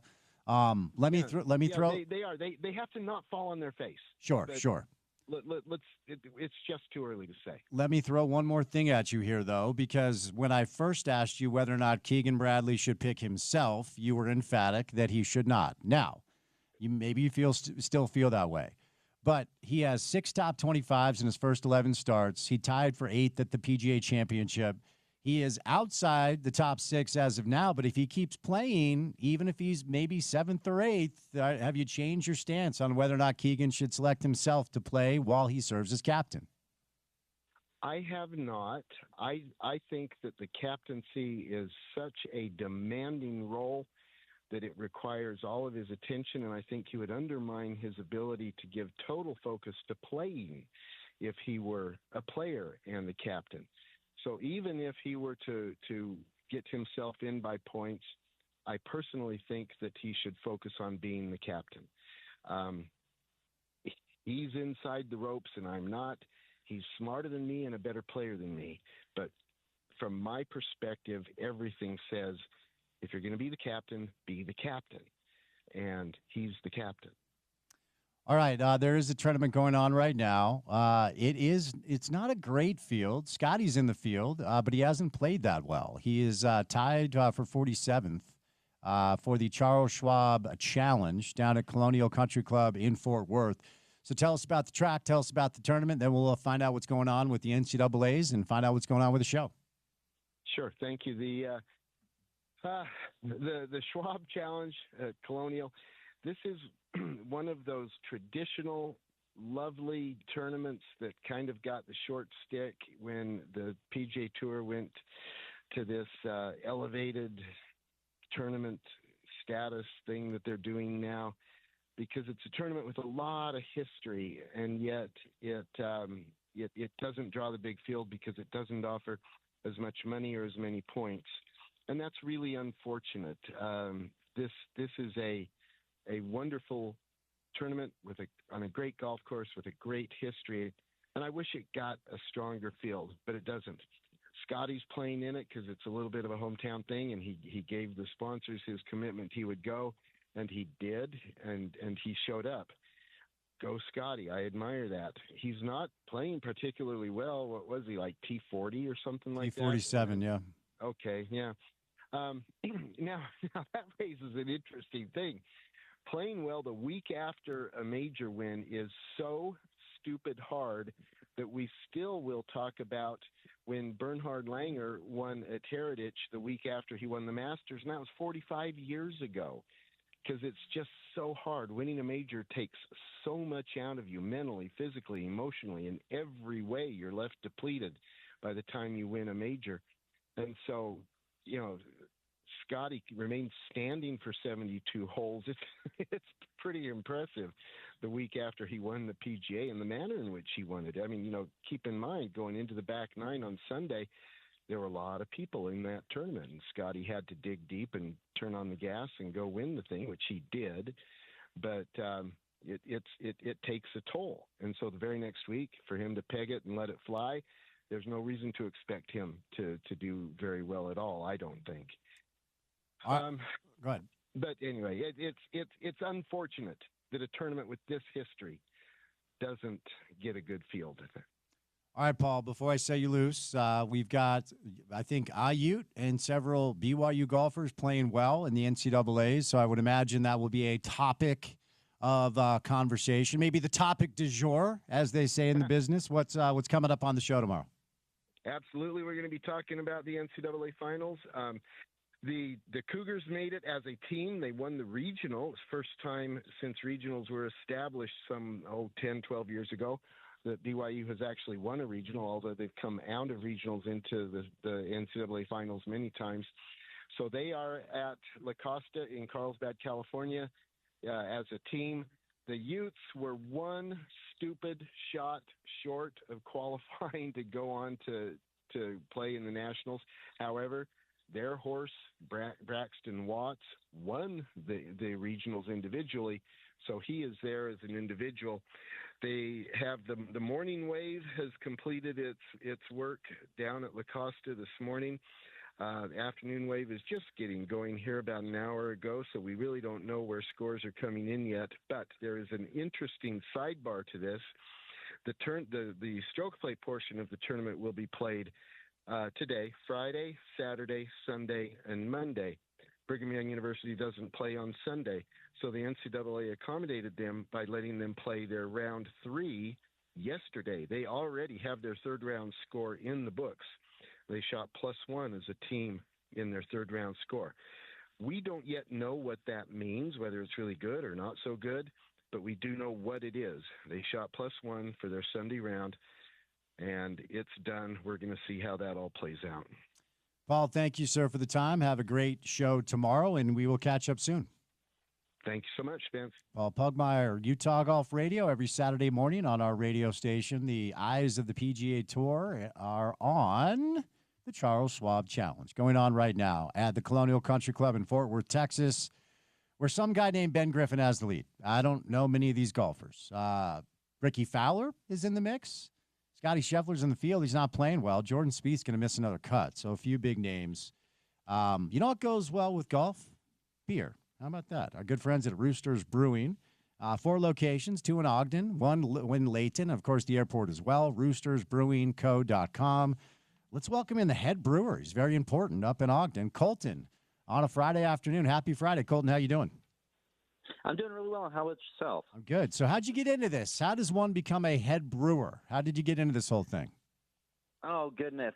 Kind of an apprenticeship thing for me. I started working at Roosters when I was 17 years old as a busser, and kind of worked my way up, hosting, serving, bartending, and then position opened up, and they brought me in and taught me everything I know. Very nice. Well, celebrating 30 years this summer. It's one of my favorite spots, throwing it back to 1995 and historic 25th Street, where it all began.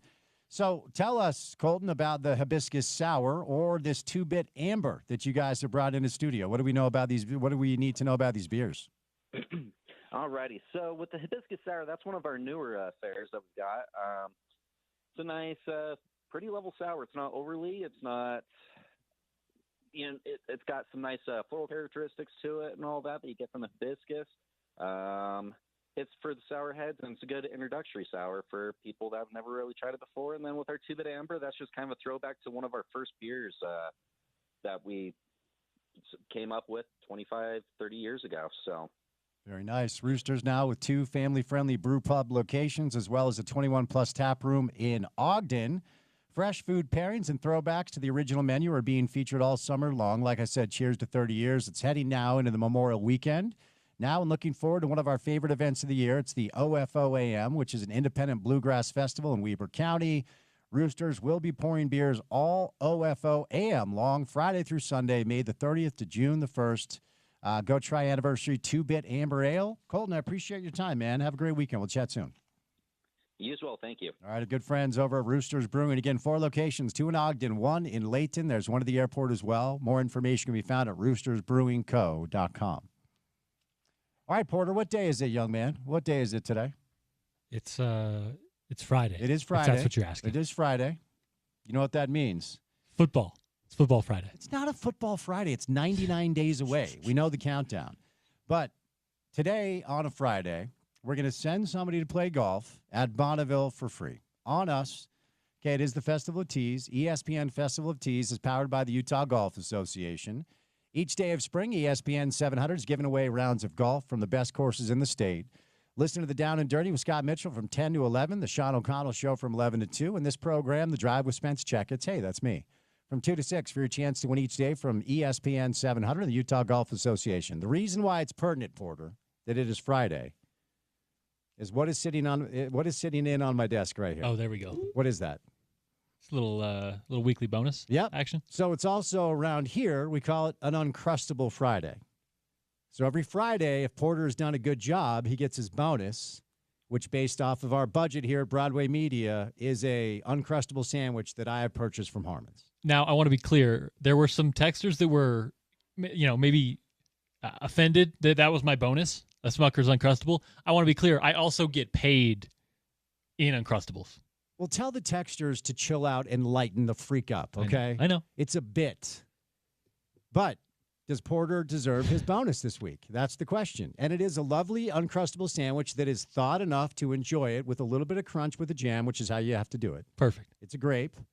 Okay, so sorry that you're offended that we're having fun about the Uncrustable bonus, but this is why I don't open the text line, because they're idiots. And I'm not complaining, just to be clear. 877-353-0700. Porter also gets paid a livable wage. In Uncrustables. So calm down. Okay, this isn't Whoville. We're not paying you with candy canes. Yes, you get a paycheck and you get insurance. It's actually a decent gig. I yearn for the mine, Spence. 877-353-0700. My question, texters, to you is this. Does Porter deserve his weekly bonus of a grape Uncrustable sandwich? And if you text in that he does not and give us good reasons, you might actually get the golf. Yeah, I'm open to it. Don't call. Stop calling. We don't do that. Not on this show. 877-353-0700. My question to you is simple. Does Porter deserve his bonus? Have some fun with it. It's Friday. We're just joking, okay? Maybe you make Porter laugh, and we're going to send you to golf at Bonneville for free. And if enough texters text in that you deserve your sandwich during the break, I will award you the sandwich and hence your weekly bonus. There you go, because I'm a giver. 2 hours down, 2 hours to go. Mike Yam joins us coming up next for some off-season NFL. We'll sneak in some Utah football, some college football with Mike as well. Andy Larson from the Salt Lake Tribune also stops by. We'll launch into the 5 o'clock hour of the program. Then we'll say goodnight at 6 right here on The Drive with Spence Checketts on ESPN 700, 92.1 FM. We are proud to be part of Utah's ESPN radio network.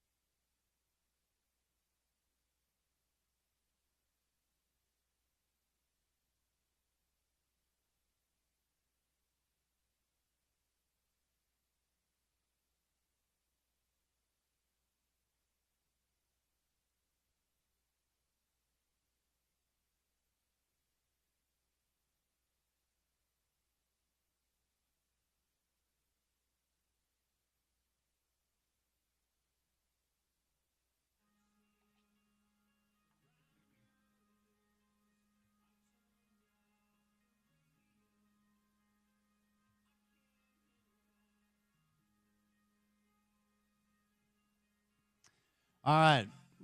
T-minus 2 hours. Tip-off, Madison Square Garden. Game 2, New York Knicks, Indiana Pacers. Oh, goodness. You know what? Our next guest, I know he's a football guy, but he's a New York guy. Mike Yam, how are you, pal? Well, I was good until you just kind of like planted the seed of what happened the other night at MSG. I don't need that reminder. So yes, definitely a high level of frustration watching the Indiana Pacers win that game the way that they did. Dude, I still can't believe it. I didn't sleep. I honestly didn't because I was oscillating between Tyrese Halliburton and Reggie Miller putting their hands around their then Reggie's shots and Mark Jackson shimmying and the Davis brothers beating up Charles Oakley. God. And look, I mean, as a lifelong fan of this team, two-part question, what's it been like to at least watch them be relevant again, and just how heartbreaking was Game 1? Three-part question, and are you confident they can get back into it tonight? Definitely confident on winning tonight. Like we'll get it done. That's the fan of me thinking very, very positively. Which, by the way, and you know this as a sort of a Knicks fan, when you suffer, a quarter century of some of the struggles, it's easy to get negative and, quite frankly, doubt what your team is capable of doing. This does feel like a different vibe, though, around this particular Knicks team. So definitely confident from that perspective. Feel a lot of the pain that you're describing because, honestly, when Halliburton mimicked the Reggie thing, I almost threw something at the TV. I'm like, you got to be kidding me. Should be noted, by the way, Reggie and company, they did lose that series for whatever it's worth. And, they obviously went back and forth, and there were some great mega playoff series between the two teams during the course of the 90s. But I do feel confident that they can get this thing done. I forget what part 2 was in the question, and hopefully I'm covering that a little bit. Just as a lifelong fan of this team, since it's been 25 years, how fun has it been to at least have them relevant on the scale again? Mike? Is he still there? Did he drop? I think so. It was a hard-hitting question. It was. Let's get him back on. Mike Yam, NFL Network. You guys probably know Mike from his time at the Pac-12 Network. That's when we first were able to get to know him. We're going to do mostly NFL and college football, but Mike is a New Yorker, went to school there, and so wanted to kind of kick the tires on what it's been like for him to watch this team. It is T-minus, 1 hour and 53 minutes from tip-off in Madison Square Garden. Game 2, Knicks Pacers. We also have Oilers and Stars tonight. If you're looking for the hockey side of things, you can hear Oilers Stars Game 2 on our radio station, ESPN 700.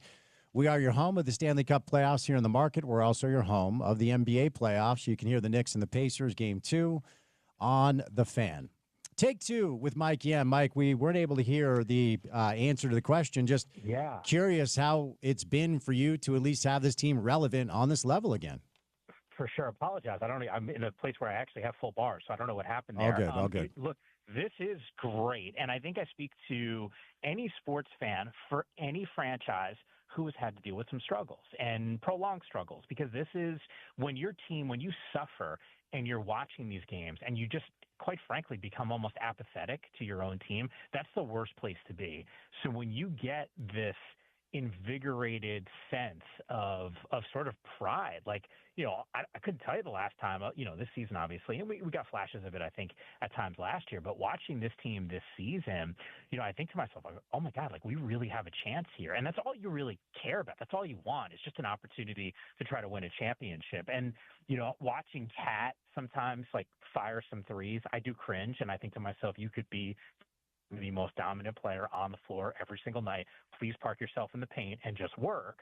And I get it. Like, that's part of his game. And when they go down, I certainly like it. But I wouldn't even have this conversation with you normally, but because they're relevant and because you feel like they can win, it's really exciting. Are you in New York currently? Are you in the city? No. I actually was back in New York 2 weeks ago, and you could feel like this buzz that's generating. And look, I think for anyone who hasn't been to New York before, like you might think of it a certain way.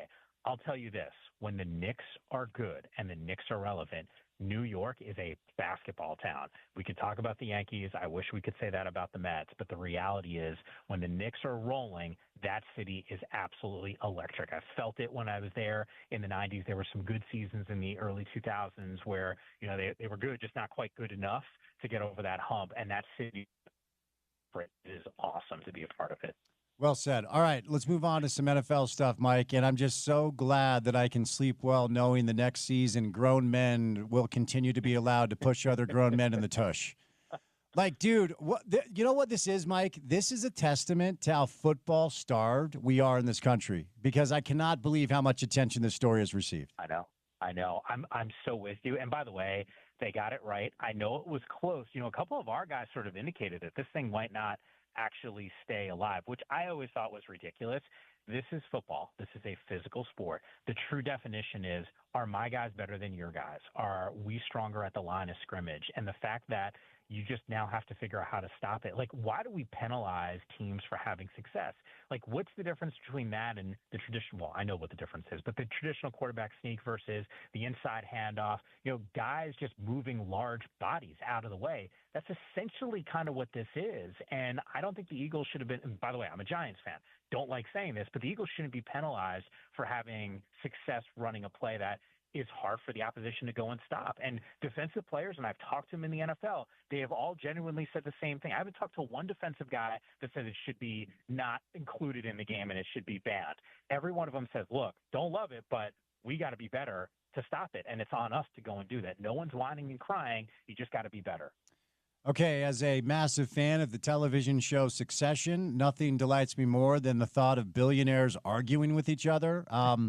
Just how tense was that meeting? Based off reports I've only read, I don't know. But what's your understanding of how tense that meeting was behind closed doors?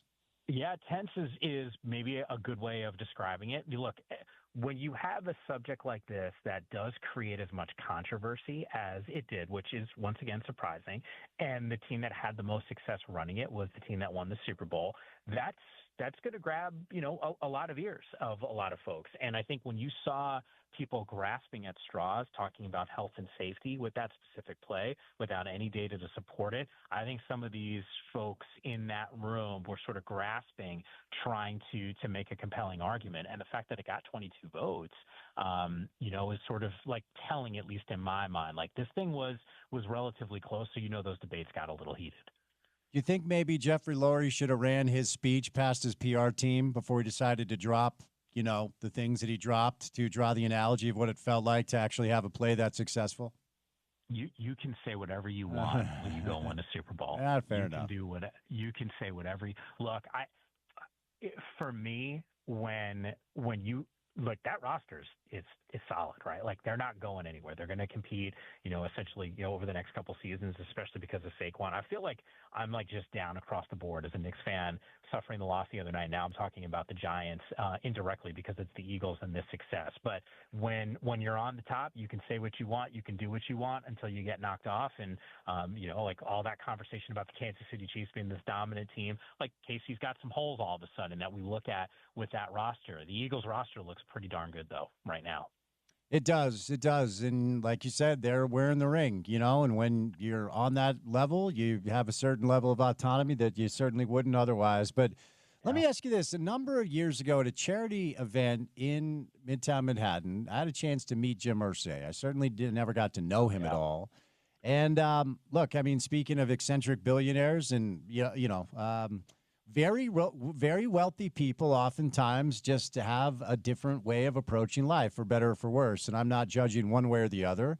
A lot of people have come out with a lot of very kind things. I think Peyton's been great to provide some context around what Jim Irsay means to that city and that organization. But I don't know if you ever had a chance to get to know him a little bit. But if so, like what sort of made him tick? And what are your thoughts on his passing at the age of 65? Yeah, I mean, certainly shocking in the sense of the age factor. We had sort of heard these reports that things were declining a little bit, and Jim wasn't in the greatest health. My paths never crossed with him, but certainly have heard some firsthand accounts from a few of my colleagues at NFL Network regarding him and sort of the legend around him. You're right, Peyton. I've seen a bunch of interviews with him recently where Peyton has really painted a really positive picture and the impact that he's had. I mean, we saw Jim, at Hall of Fame ceremonies around a lot of his players, and this endearment that you could see that went both ways was certainly special, but I think a unique character in a lot of ways, right? Like when you look at that organization, the directions and the decisions that they've made, never shy about being public. Ian Rappaport the other day actually was telling a pretty interesting story when, about Dan Snyder and him being with Washington at that point, and obviously all the news that had come out. Jim Irsay was the first one publicly to say, hey, like this is a fireable, offense, so to speak, right? Where you can have a conversation that maybe he shouldn't have, ownership, a majority ownership of an NFL franchise. And, even looking back now, and as I'm like telling that story that Ian had shared with a lot of folks on television, I think to myself, like, that's a people person. That's like a, hey, I'm trying to do the right thing type of person, even when it might not be popular, even in a room with other NFL owners where generally speaking, you might have some of those debates, but there's going to be a cohesiveness around, a particular subject like that, you would imagine, or people aren't going to go public with it. Jim did go public with it, and I think that speaks to the character and the type of person that he was. So ultimately, the Niners had to pay him. They had to pay Brock Purdy, and that's just the deal. And so we can haggle over the number, who he makes more than, who he makes less than. We can talk about the complicated dynamic of being able to build a really good team when your quarterback is on his rookie deal, and Seattle knows that with Russell Wilson, and then a lot of teams have learned that lesson. And so we have a lot of Niners fans around here, and certainly the roster had to be stripped down a little bit to pay their starting quarterback. But like I said, I don't know what other course of action they had, Mike. There is no other course of action. Now, you look at, the percentages around the NFL that quarterbacks are occupying on the salary cap. This deal's not that bad. I think it's like 14%. Spence, I'll shoot you a text when this thing is done. I'll get you the exact number, but I think it's in that range. And to me, that's actually what makes this deal pretty good. I think it's gaudy when you look at the numbers, over $50 million a year. I think I said this to you a couple weeks ago. Sometimes because of my time in the Bay Area, I'll hop on some of those radio stations there, and I had said like, I guess it was like a little bit of noteworthy because people made a thing out of it, but it's like, yeah, he's going to get $50 million. That's the going rate. Like that wasn't breaking news. That shouldn't have been shocking to anyone, but you don't have much of a choice. You can't win in this league without that position being occupied in a meaningful way. So they absolutely needed, him to sign, and they needed to get that deal done and structure it in a way where they can still make, potentially some other moves. So I will ask you about the Steelers Aaron Rodgers stuff because it's topical. I don't really care to talk much about Aaron on the show as a Jet fan that saw that thing really falling flat on its face far before Aaron was hurt, quite frankly. But anyway, the Steelers have to do something, and the reports are they're still waiting and are willing to wait for a little bit while Aaron does whatever the hell Aaron's doing. How do you think this ends?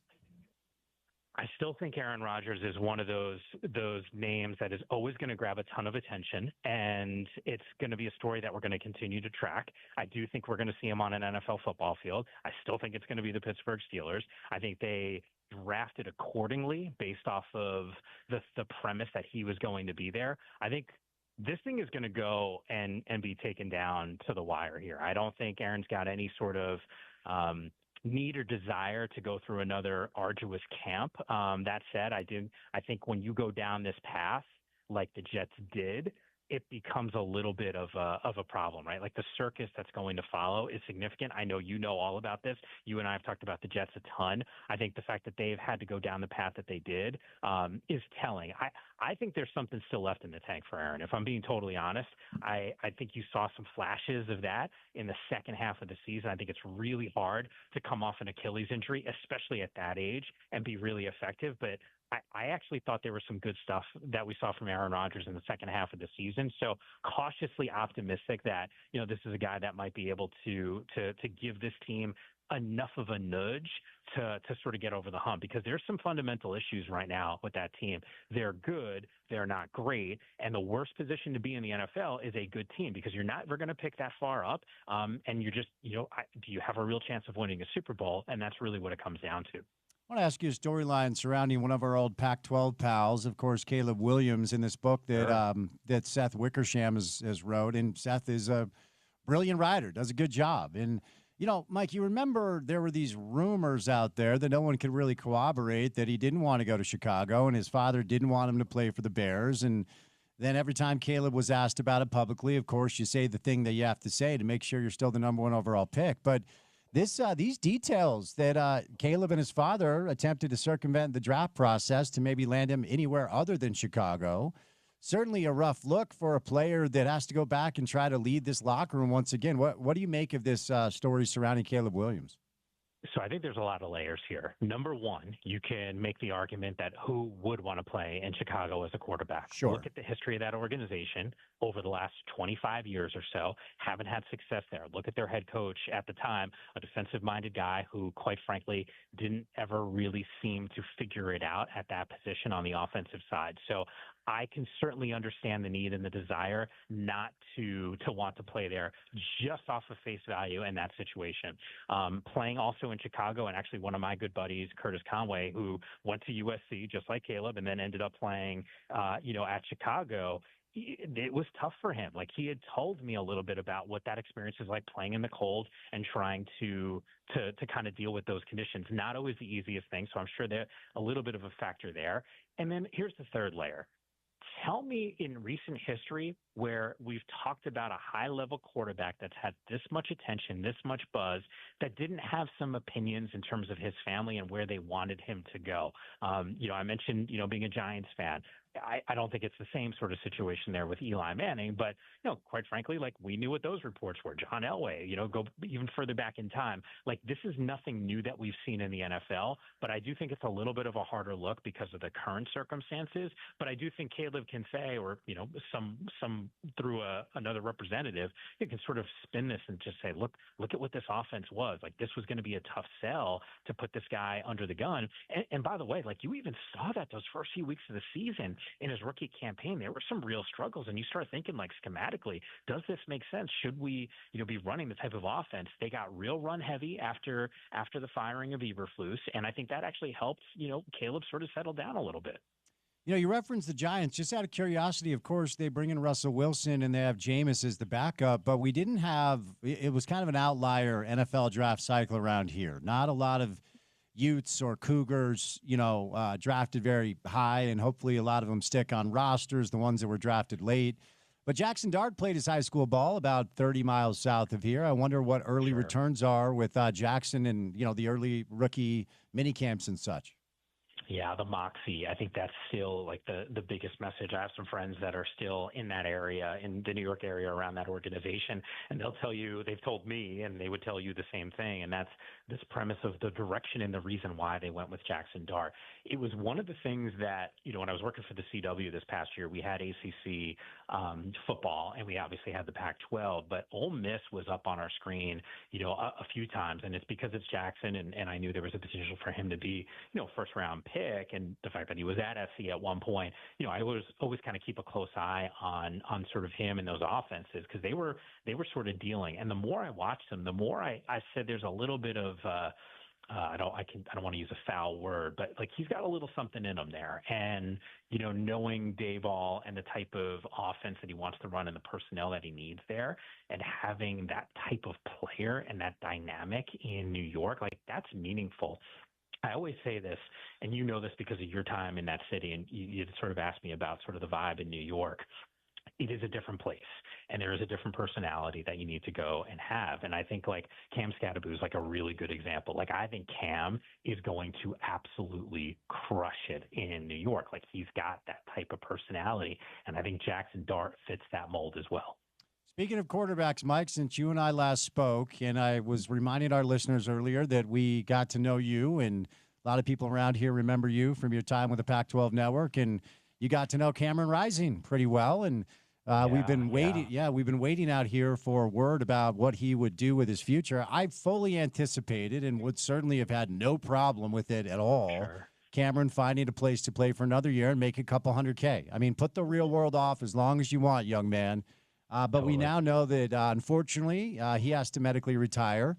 He'll take over as the offensive coordinator at his alma mater in California. As we now officially know what his future is, how should Cameron Rising be remembered here in Salt Lake City?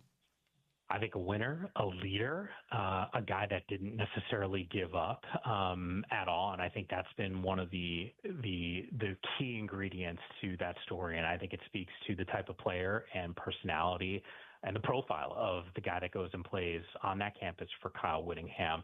I know, and you probably would agree with this, but the more I watched him, the more impressed I was.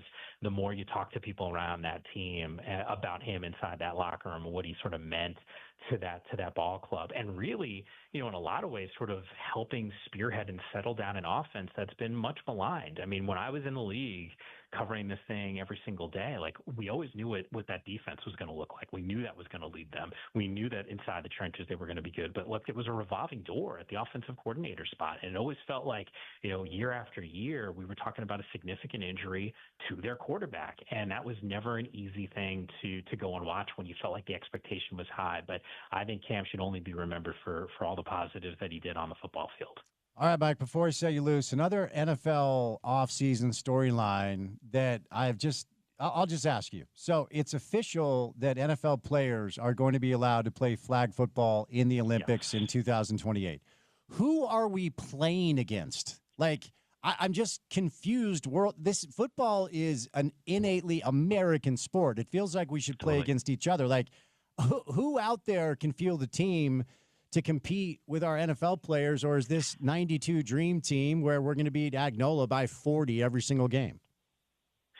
So, God, we could do a whole show on this, and I love where you're going because I actually haven't been asked this question before. Here's what I can tell you. The United States has world rankings. Teams like Germany, Italy, if I'm not mistaken, Australia's got a pretty decent team as well. There are rankings. You can Google them, and you can see, like, who's done well, right? The U.S. team by a mile is dominating these rankings. I've heard the analogies with the dream team. You're a basketball guy. I'm a basketball guy. We both know the dynamics around the reason why that dream team came together and this. These are two different paths for two different sports. I don't think it's a foregone conclusion, and I might take some serious heat for this. I don't think it's a foregone conclusion that some of the NFL players are not as good as some of the flag football players. It is a different sport. It is played differently. It is not the same. I would tell you if there was a draft and who the guys I'm taking, everyone talks about Mahomes and Lamar Jackson. This thing is 3 seasons away, 3 football seasons away. Those dudes are going to be a little bit older. This is not what we see in the Pro Bowl games. Like, these guys legitimately get after it. I would be concerned about soft tissue injuries. There's no pads. I think you're going to see two-way players. Like, to me, Tariq Woolen is a guy. The other day, someone asked me, like, hey, who's someone you'd want? I want a speed guy like Woolen, who's got experience as a wide receiver, plays corner now, but he transitioned. Travis Hunter certainly comes to mind. You want these freak athletes, but I do think there's a world where they're going to dominate, whether it's NFL players or not. It's going to dominate. But I do think that the guys that have helped the United States rise up the rankings and help lead a charge to make this legitimately an Olympic sport do deserve an opportunity to grab one of those roster spots. It would be very meaningful for them because they are the ones that sort of put the sport on the map. All right, Mike, I appreciate the time. We're about 90 minutes away, so let's see if we can get it done tonight, Game 2. And, man, I try to have hope as a Knicks fan, but as you know, it's tough. So I appreciate your time, man. Have a great long weekend, okay? You're the best, man. Always appreciate the invite. All right, Mike Yam, Pac-12 Network back in the day. Now with our friends at the NFL Network. He is on Twitter at Mike_Yam is where you find him. All right, listen up. Join me. That's right, this guy over here who's got 2 thumbs and is going to be at the Kyle Van Noy Golf Tournament. That's me. Monday, June the 23rd for the 2025 Kyle Van Noy Charity Golf Challenge at the Black Desert Resort in scenic St. George. All of the proceedings from this tournament go to benefit the Van Noy Valor Foundation that helps foster kids and the adoption foundations.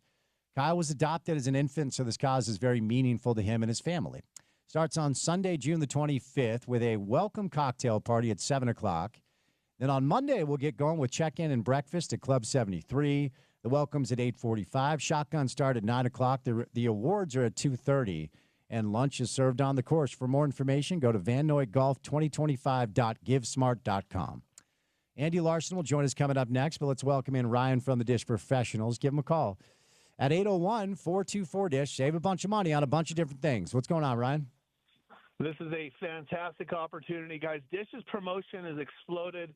We were able to keep the 2-year price guarantee and then add on top of that 3 months free. So you get 3 months free. Now, guys, you take the big service, the big package. This is close to $400 you'll get in free programming with Dish.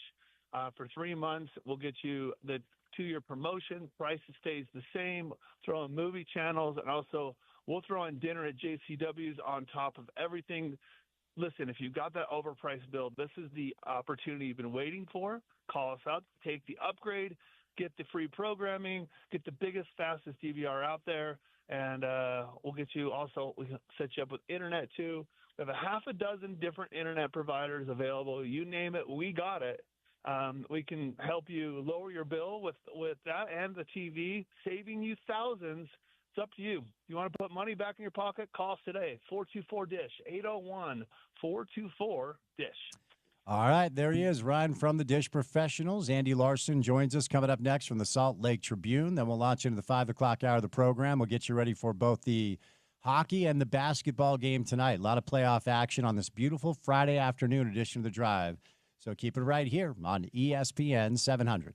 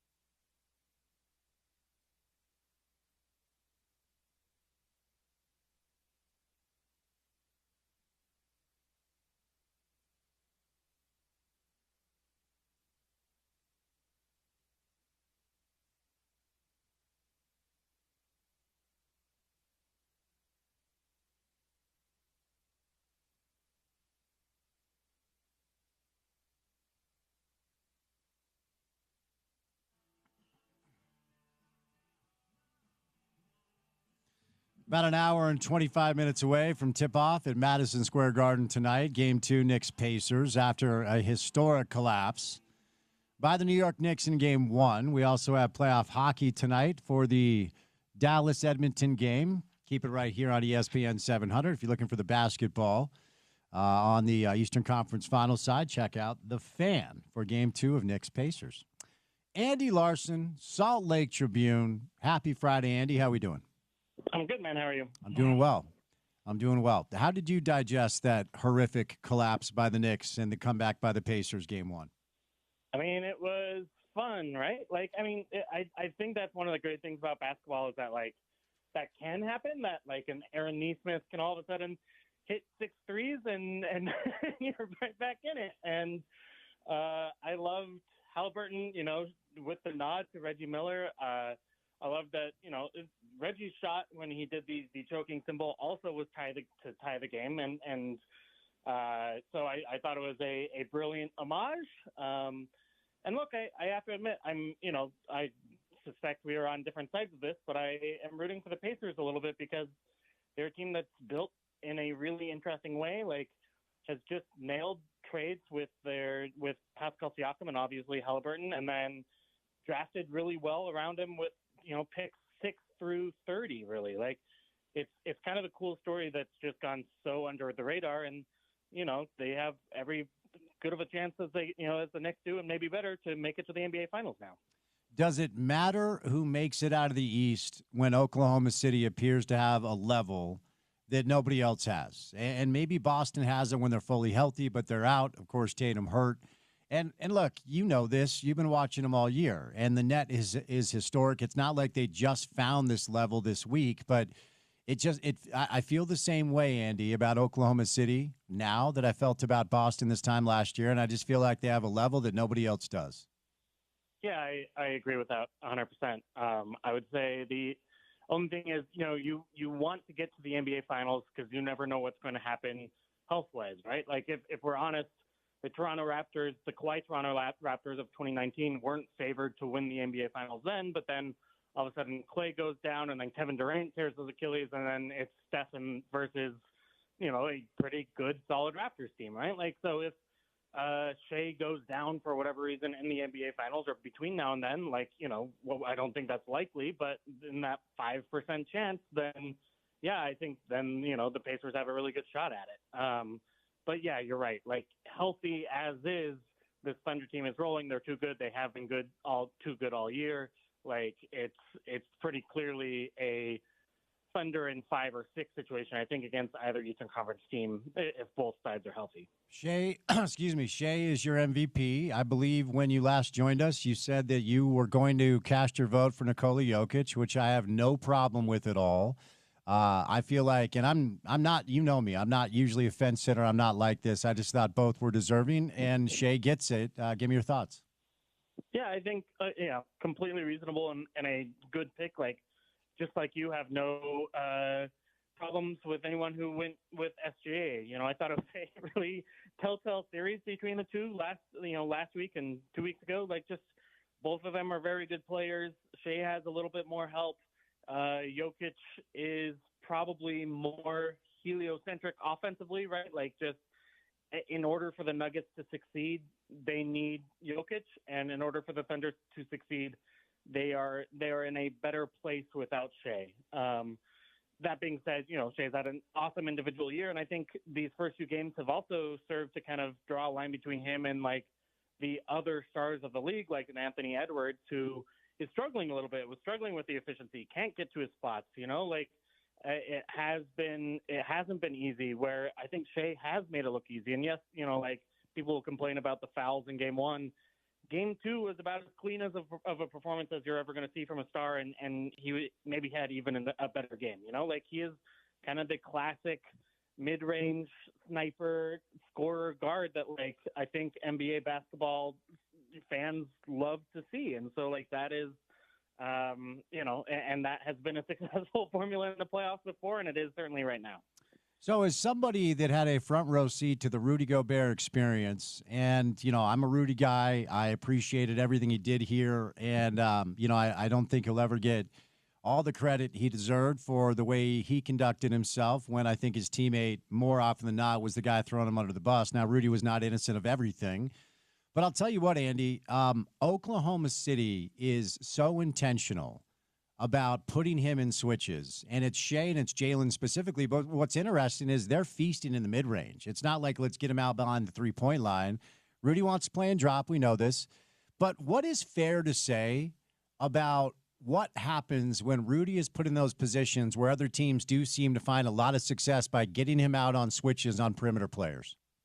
Yeah, look, it's not about getting switches and putting him on the perimeter against ISO and going one-on-one, right? Like, that is actually a pretty bad math move when you look at it over the aggregate. Like, he's actually pretty good at staying in front, and you waste a lot of shot clock in the dribbling and, like the backing it out and all that kind of stuff.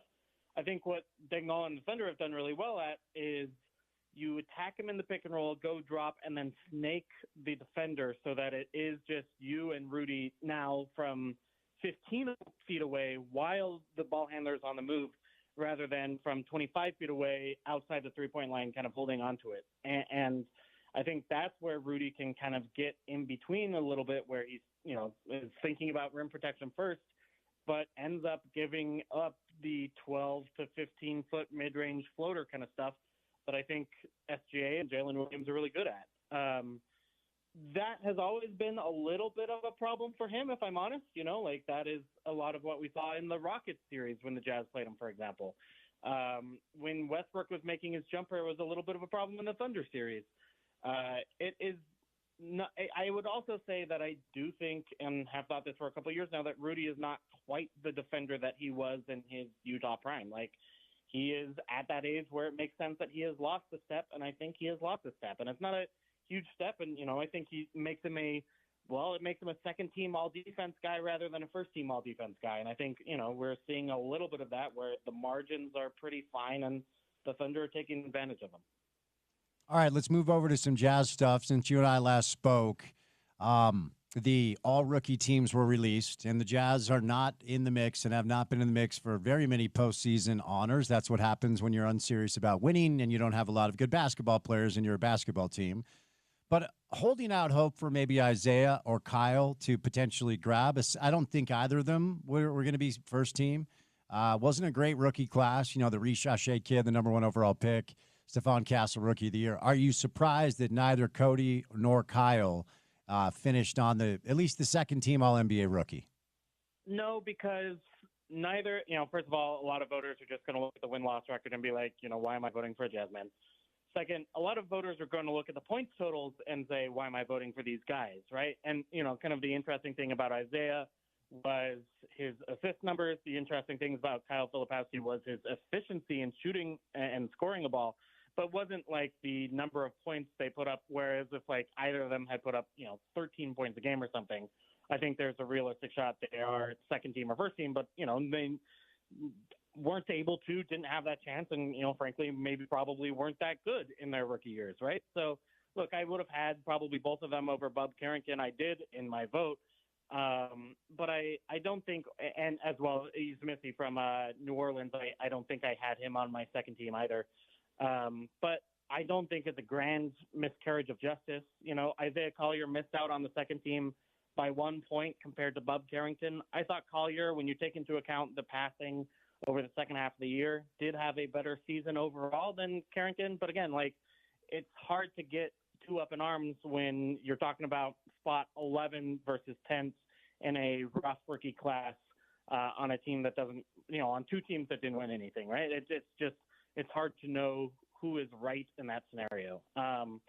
I will say, like, the Jazz and Jazz management were very happy that Bub Carrington made the game-winning shot in Game 82. It didn't end up mattering, but, like, that made the Jazz management happy. So there were some jokes about voting Bub Carrington Rookie of the Year made to me. But, look, like, it's, again, no grand miscarriage of justice. This is fine. Those guys were about the 11th and 12th best rookies in the class.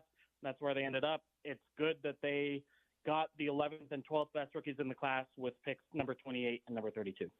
As we are about 1 month and change, almost exactly 1 month away from the NBA draft, I think everybody's moved on from the disappointment that the Jazz are at 5, even though mathematically that was one of the more likely spots for them to fall. Give us some intel. What are you hearing? You hear all this stuff. They're going to be bullish and try to move up. Maybe San Antonio looks at moving too because there's some redundancy, although reports are they're going to keep it and draft Dylan Harper and let him grow alongside Stephon Castle and learn from De'Aaron Fox. Maybe Philly's in play at 3. That's a complicated transaction based off of what it would take to get 3. If it's Paul George in return, does that make sense? Are you willing to move on from Lowry? What are you hearing prior to draft night a month away? Give us some intel, Andy. Yeah, look, I mean, they are open to everything, right? I would also say that those conversations don't ramp up now, right? Like, it's still a month, more than a month until the NBA draft. They're working on scheduling those prospects to get in. It does sound like they are going to be successful in meeting with or working out all of those guys in that range. So I think that's notable, besides probably the top 2. But look, I think they've also signaled probably that they're not going to be giving up the farm to move from number 5 to number 3, right? Like, I don't think that they see those players in kind of the same tier. And so, yes, maybe you give up something, if Philadelphia wants to compete next year and is interested in a Colin Sexton, sure. I think that's something that would be a good use of an expiring Colin Sexton. And I think obviously the Jazz would be willing to do that as well. But in terms of, is it worth a Lowry Markkanen? Yeah, probably not. And so you have that conversation. But I also think that, the plan still seems to be the long game, right? Like, that is, as much as there was a lot of hand-wringing, and I think reasonably so when the pick fell to number 5 about the tanking and the long-term plan not working out, I don't see a huge shift coming in terms of them all of a sudden going out and getting some of the players on the trade market. So that's what I continue to hear. Again, look, there aren't those conversations right now for the most part. They're all little kind of, hey, isn't it interesting? San Antonio got the number 2 pick kind of conversations with league execs.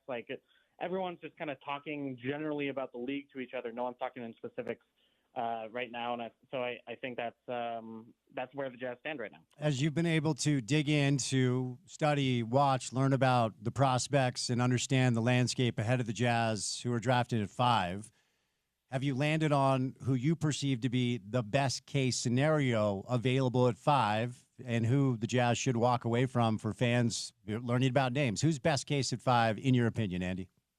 That's a good question, and I honestly want to do more work on it. And I know that's a cop-out answer, but I'm working on building a stat model right now, going back to Andy Analytics math days. There you go. So I want to wait until I finish that before I really, stake my name. Because let me be honest, what happened last year is I thought Cody Williams was a really good pick at number 10. I thought it was a good selection that he fell to number 10. And I thought it was the best outcome for the Jazz, and that made me look really, really dumb. And it made the Jazz look really dumb too, frankly. And look, there's still a chance Cody Williams, succeeds in his NBA career. But look, when he had as bad of a rookie season as he did, the odds are short. And you would not have drafted him number 10 if you were to redraft last year's draft again. So I want to approach this draft, number 5, more important draft, better draft, with a little bit more rigorousness than I did last year because it sent me astray. And so, I don't know, there are a lot of good names and I'm sure you talk about them on the show, but I'm trying to figure it out. My sense is I don't love Ace Bailey. I don't love that archetype of player. I would be more in favor of a Trey Johnson or a VJ Edgecombe or a Con Knippel, but I, again, have to know more than just vibes at this point because I did such a bad job last draft. When you say you're sure I talk about these prospects on the show, is that an admission that you're not tuned in every day, 2 to 6 live? I just missed that last half hour. That's all. When I'm sure you're talking about them all the time. No, Okay. I'm busy learning the news. And there's a lot. There's a lot of news out there. One thing that you and I haven't discussed: Walker Kessler extension eligible coming up. How do you think this plays out? Yeah, it's a really good question. I think ultimately, most likely is that the two sides kind of come to a deal like in that $25 million a year range, plus or minus five a year, which is where the league has kind of extended guys in that class. So like the Spurs with Keldon Johnson or Devin Vassell or like kind of good players who, can play roles on great teams, probably sub all-star potential, but guys you want to keep around are kind of in that range. And I think that's where Walker likely finds himself. But yeah, they can't really do that until later on in the summer, until September. And that's, when you should expect that to happen. That being said, I also think it really, really matters what else you're doing around the team. And, like if you draft Maluak, who I don't think you should, but at number 5, then all of a sudden maybe you're thinking about Walker Kessler in a different way. So we'll see. But I think generally, like, there was one of frankly the only good things that came out of last season was that Walker clearly made himself into a player that you want to have on the roster moving forward. And given that the Jazz have kind of not a whole lot else going for them right now in terms of young, really talented talent, and then the fact that you also have to get to the salary floor, it just does make sense to give Walker an extension. Do you think, based off of what has now transpired, not just with this draft cycle, but every draft lottery since 2019, the Jazz will put their best foot forward this year? No inventing injuries about marketing, no sitting veteran players, no telling Walker Kessler you are Ray Allen from 1998 now. Do you think we might have a serious approach to competing based off of how everything played out last year? I'm skeptical because, if anything, there's more incentive to tank, not less.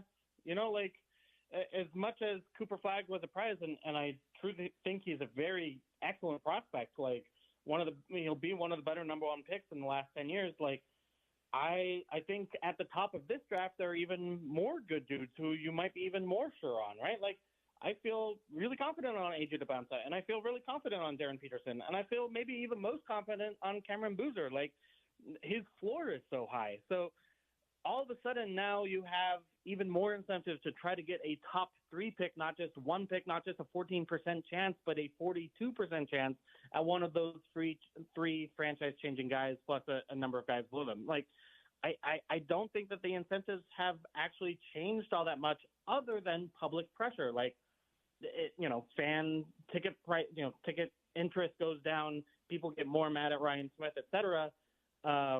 He's been pretty hard, stone faced to that. So to this point, I don't know if that changes necessarily. I think they probably just continue to go down this path. So Windhorst and McMahon and Bontemps last week did a pod on the Hoop Collective about the era of parity in the NBA. And we had Bobby Marks on the show. I think it was Monday of this week. And Bobby did just a masterful job of kind of walking us through why we are smack dab in the middle of a great time in the NBA if you are a fan of a basketball team that plays its basketball in a city like Salt Lake. And as a result of those conversations, I did like an entire segment to open the show about how, with the new CBA and billionaires clearly scared of the second apron. If you always wondered what the answer to the question, what scares billionaires is in pro sports, in the NBA, it's a tax bill like Boston is going to have of $500 million just for the right to have the team that will not have Jason Tatum next year and lost in the second round.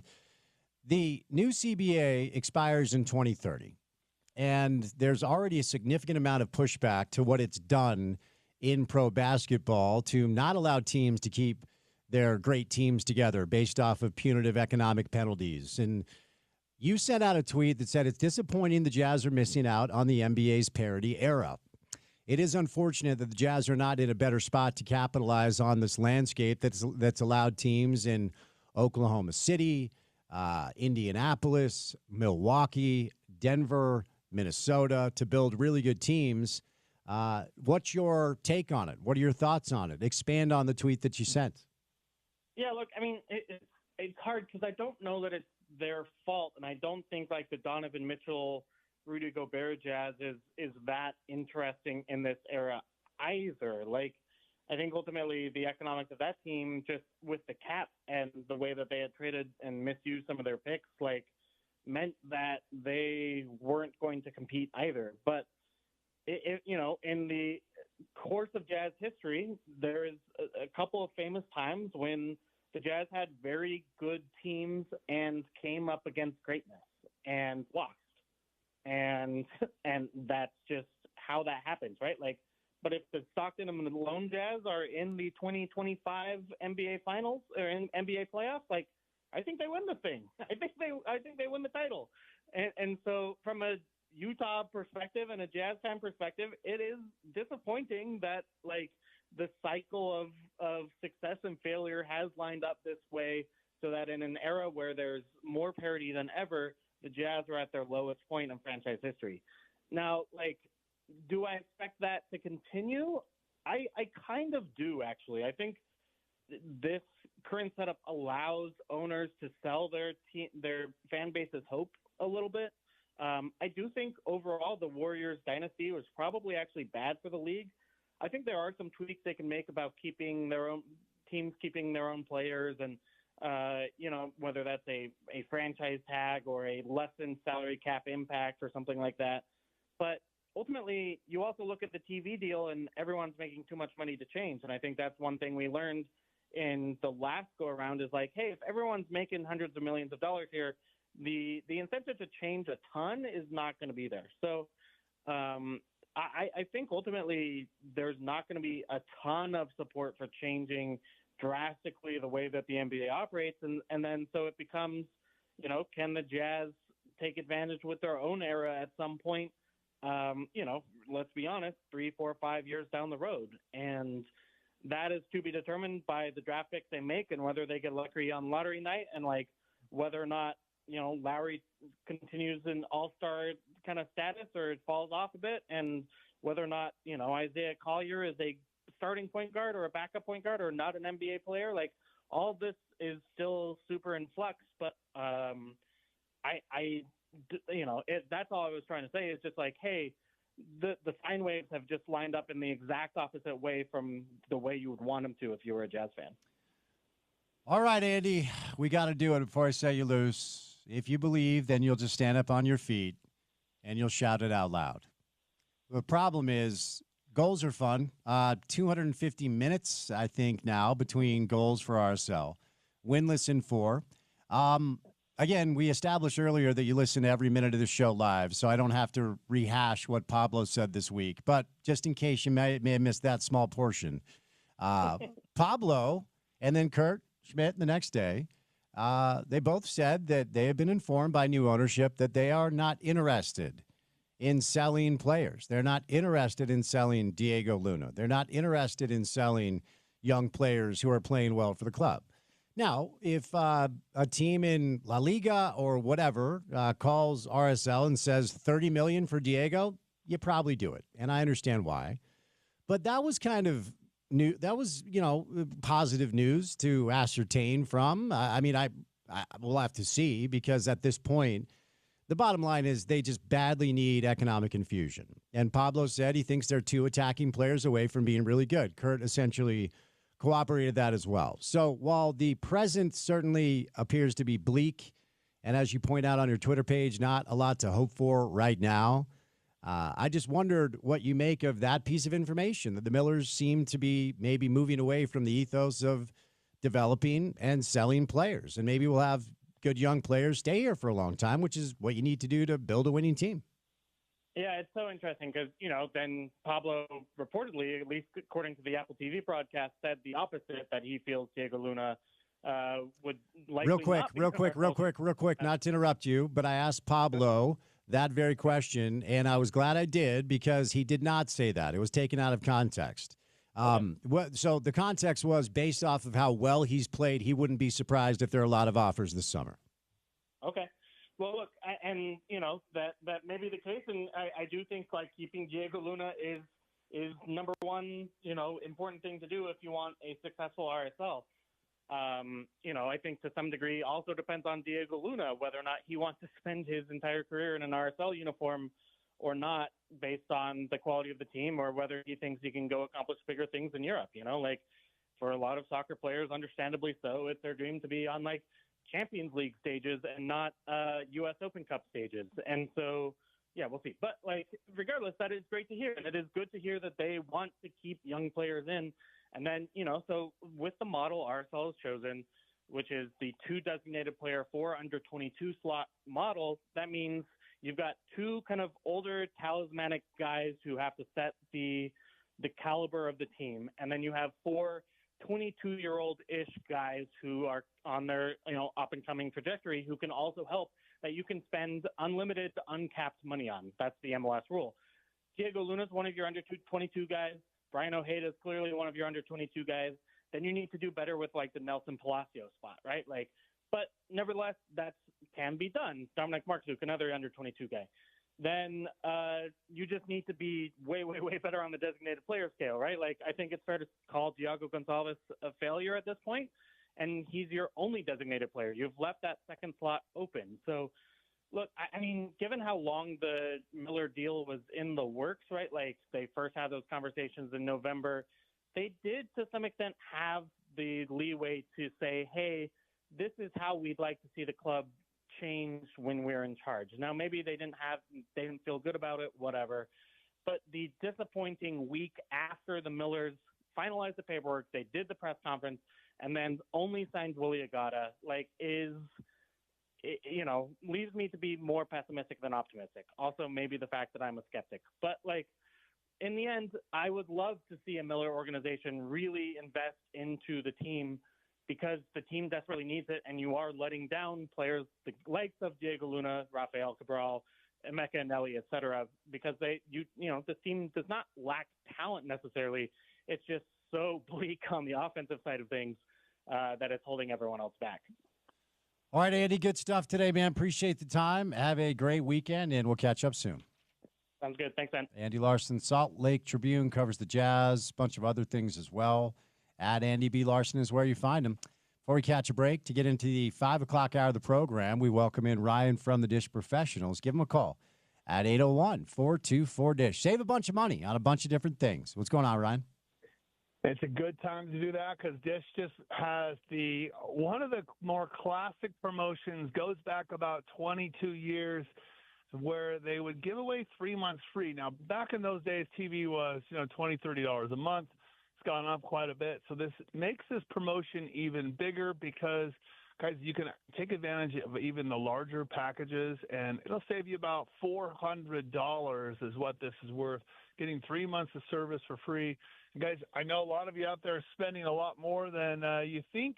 Call us up and lower your bill. Dish has got that great 2-year promotion where the price stays the same for 2 years. We can set you up movie channels, 3 months free, and dinner at JCW's. Just kind of pick up the phone, call us today, get set up with the best DVR out there. Plus, ask about our great internet options that we have. Tons of different providers. You name it, we've got it. And packages for internet from $35 to $50, $55 a month. If you're spending a lot more than that, call us now, 424-DISH, 801-424-3474. All right, we got 3 hours down. We got 1 hour in the books. 5 o'clock hour of the program comes your way next, right here on ESPN 700.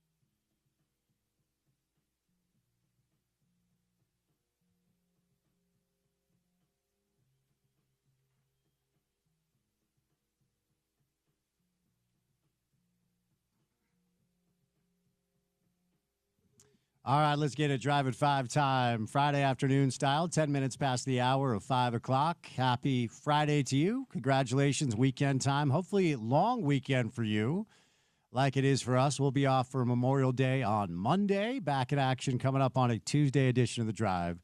So happy Friday to you. We are 50 minutes away from tip-off at Madison Square Garden, where the New York Knicks will attempt to tie the Eastern Conference Finals at one game apiece after a epic you-know-what in your pants just to collapse by the Knicks. And the Pacers are up 1-0. We also have some NHL playoffs tonight. It is Dallas and Edmonton, Game 2. The Stars have won 7 straight home games in the postseason, which is tied for a team record. If you want to hear the hockey, leave it here. If you're looking for basketball, head on over to The Fan. 5 o'clock hour of the program tonight is brought to you by our friends at You Went to Golf, where I'm headed right after the show to pick up my driver that broke. I didn't do it. Don't look at me. Okay, it snapped in the car. But You Went to Golf. Go to worldwidegolfshops.com. 560 East, 2100 South, plus Sandy, Riverdale, and Orem. They've got great deals on Callaway, Titleist, TaylorMade, and Ping. Our good friends at You Went to Golf. So Ben Griffin is leading the Charles Schwab Challenge being played down in Fort Worth, Texas at Colonial Country Club. He's 11 under par. It is an interesting field, not a lot of big names, so let's go over some notables. Akshay Bhatia is at 7 under. Ricky Fowler's at 6 under par. So is Tommy Fleetwood. Let's see. Man, a lot of good players actually not playing well. Scotty Scheffler is in the field after winning the PGA Championship last week, but he is 1 over, which is tied for 49th. It is above the cut line. The cut line is even par. And so notables like Jordan Spieth, once again, will not be playing the weekend. Our local guy, Zach Blair, will not be playing the weekend. Wait, Jordan birdied 18. He actually is on the right side of the cut line. So PGA Tour, right now, Charles Schwab Challenge down at Colonial Country Club in Fort Worth, Texas. All right, we've got a really busy show. Not a lot on the local front today, but RSL is in action coming up against Vancouver. Coming up tomorrow at 7:30 on MLS Season Pass. The Royals are in Orlando tonight for a 7:30 kick. Of course, nothing new today on the situation down at BYU regarding their starting quarterback, Jake Retzlaff. We've covered that this week based off the good reporting, the Salt Lake Tribune and others, but no new news on that front today. We do have the breaking news. We have the All-NBA teams. First team is going to be, of course, SGA, Nikola Jokic, Giannis Antetokounmpo, Jason Tatum, and congratulations to Donovan Mitchell, who for the first time in his career has been named first team All-NBA. Thrilled for him, man. That's really, really cool. Second team, Jalen Brunson, Stephen Curry, Anthony Edwards, LeBron James, Evan Mobley. Third team, Cade Cunningham, Tyrese Halliburton, James Harden, and Karl Anthony Towns, in addition to Jalen Williams. Quick math, no Jazz players made the list. All right, we'll catch a break. Coming up next, we're going to go live to New York. Not for Saturday night. It's a Friday. We'll check in with Howard Beck from The Ringer. We'll get you ready for tonight's Knick game. We'll do a little off-season Jazz stuff. Then we'll say goodnight at 6 o'clock in time for the NHL playoffs. It is Dallas and Edmonton. You can hear all the action right here on ESPN 700.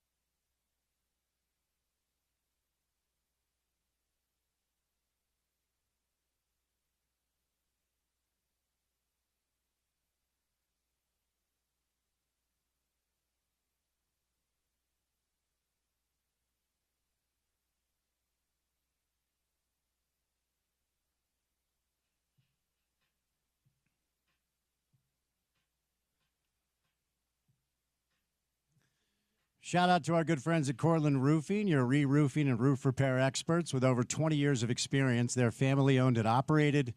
Call Cortland Roofing today to get free rain gutters with any roof replacement. And if you don't need rain gutters, they're going to knock $1,500 off anyway. So call them and save a bunch of money and get that roof replaced before the weather gets wicked warm. That was my Carl Anthony Towns New York accent. Nice. Have you looked at the tweet I sent you? He suddenly has adopted a New York accent. I did see that. Hey, he's been there for a while.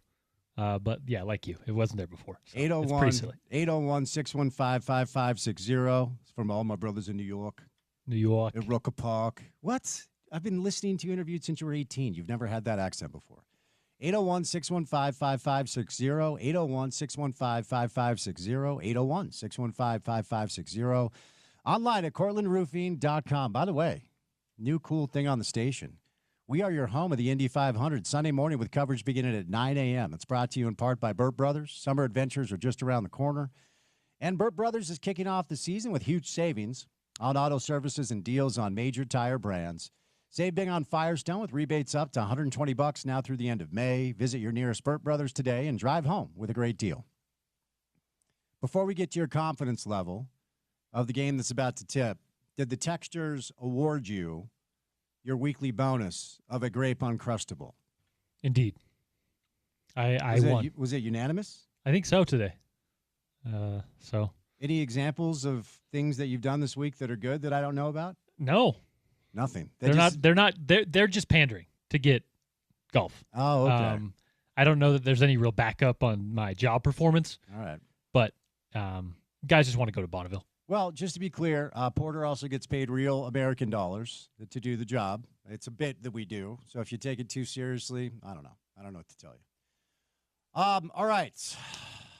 I am going to choose to approach tonight with glass half full.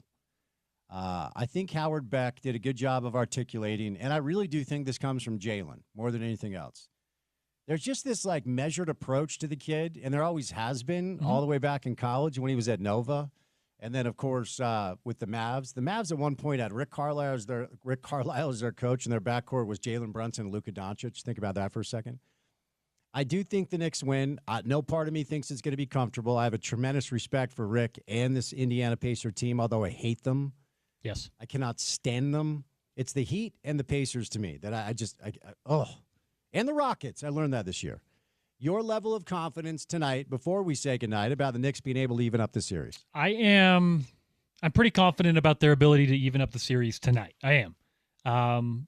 Like you said, it's a group led by Jalen Brunson who seems to have a good grit, good resolve. It doesn't seem like they're a crew that's going to let the wheels fall off. Bunch of these guys have a national championship. I know that's at the college level, but it is still championship experience. I think they adjust. I think they bounce back. I think they get game 2, Spence, but I thought they'd get game 1. And if they lose tonight and you go 0-2 and you lose the way you did in MSG, I think the series is over. I know. You don't say that after 2 games, but I said it after the Boston series because the way you lose does matter. Yeah, big game 2. If there's, a time to put too much stock into one of them, this is the one. I know I'm a Knicks fan. I know it's, maybe showing there, but I think tonight, in many ways, may decide the series. Knicks are 0-14 in franchise history when they trail 0-2. They have never lost 2 games at home to start a playoff series, so historic in a lot of ways, and I agree. If they don't get it tonight, it's curtains. All right, we have a long weekend, which is very nice. I hope you guys have the same. So, Porter, we are off Monday. What comes our way when we're back on a Tuesday show? Yeah, since we have Monday off, we'll double up on the NBA Daily Assist. Tom Haberstroh and Tim McMahon on a Tuesday afternoon. We'll chat with Rafael Barlow on some NBA draft, who wasn't able to join us earlier this week. And then to wrap it all up, hopefully a better showing from our guys from RSL, and we'll have a little recap of their weekend as well. How about a goal?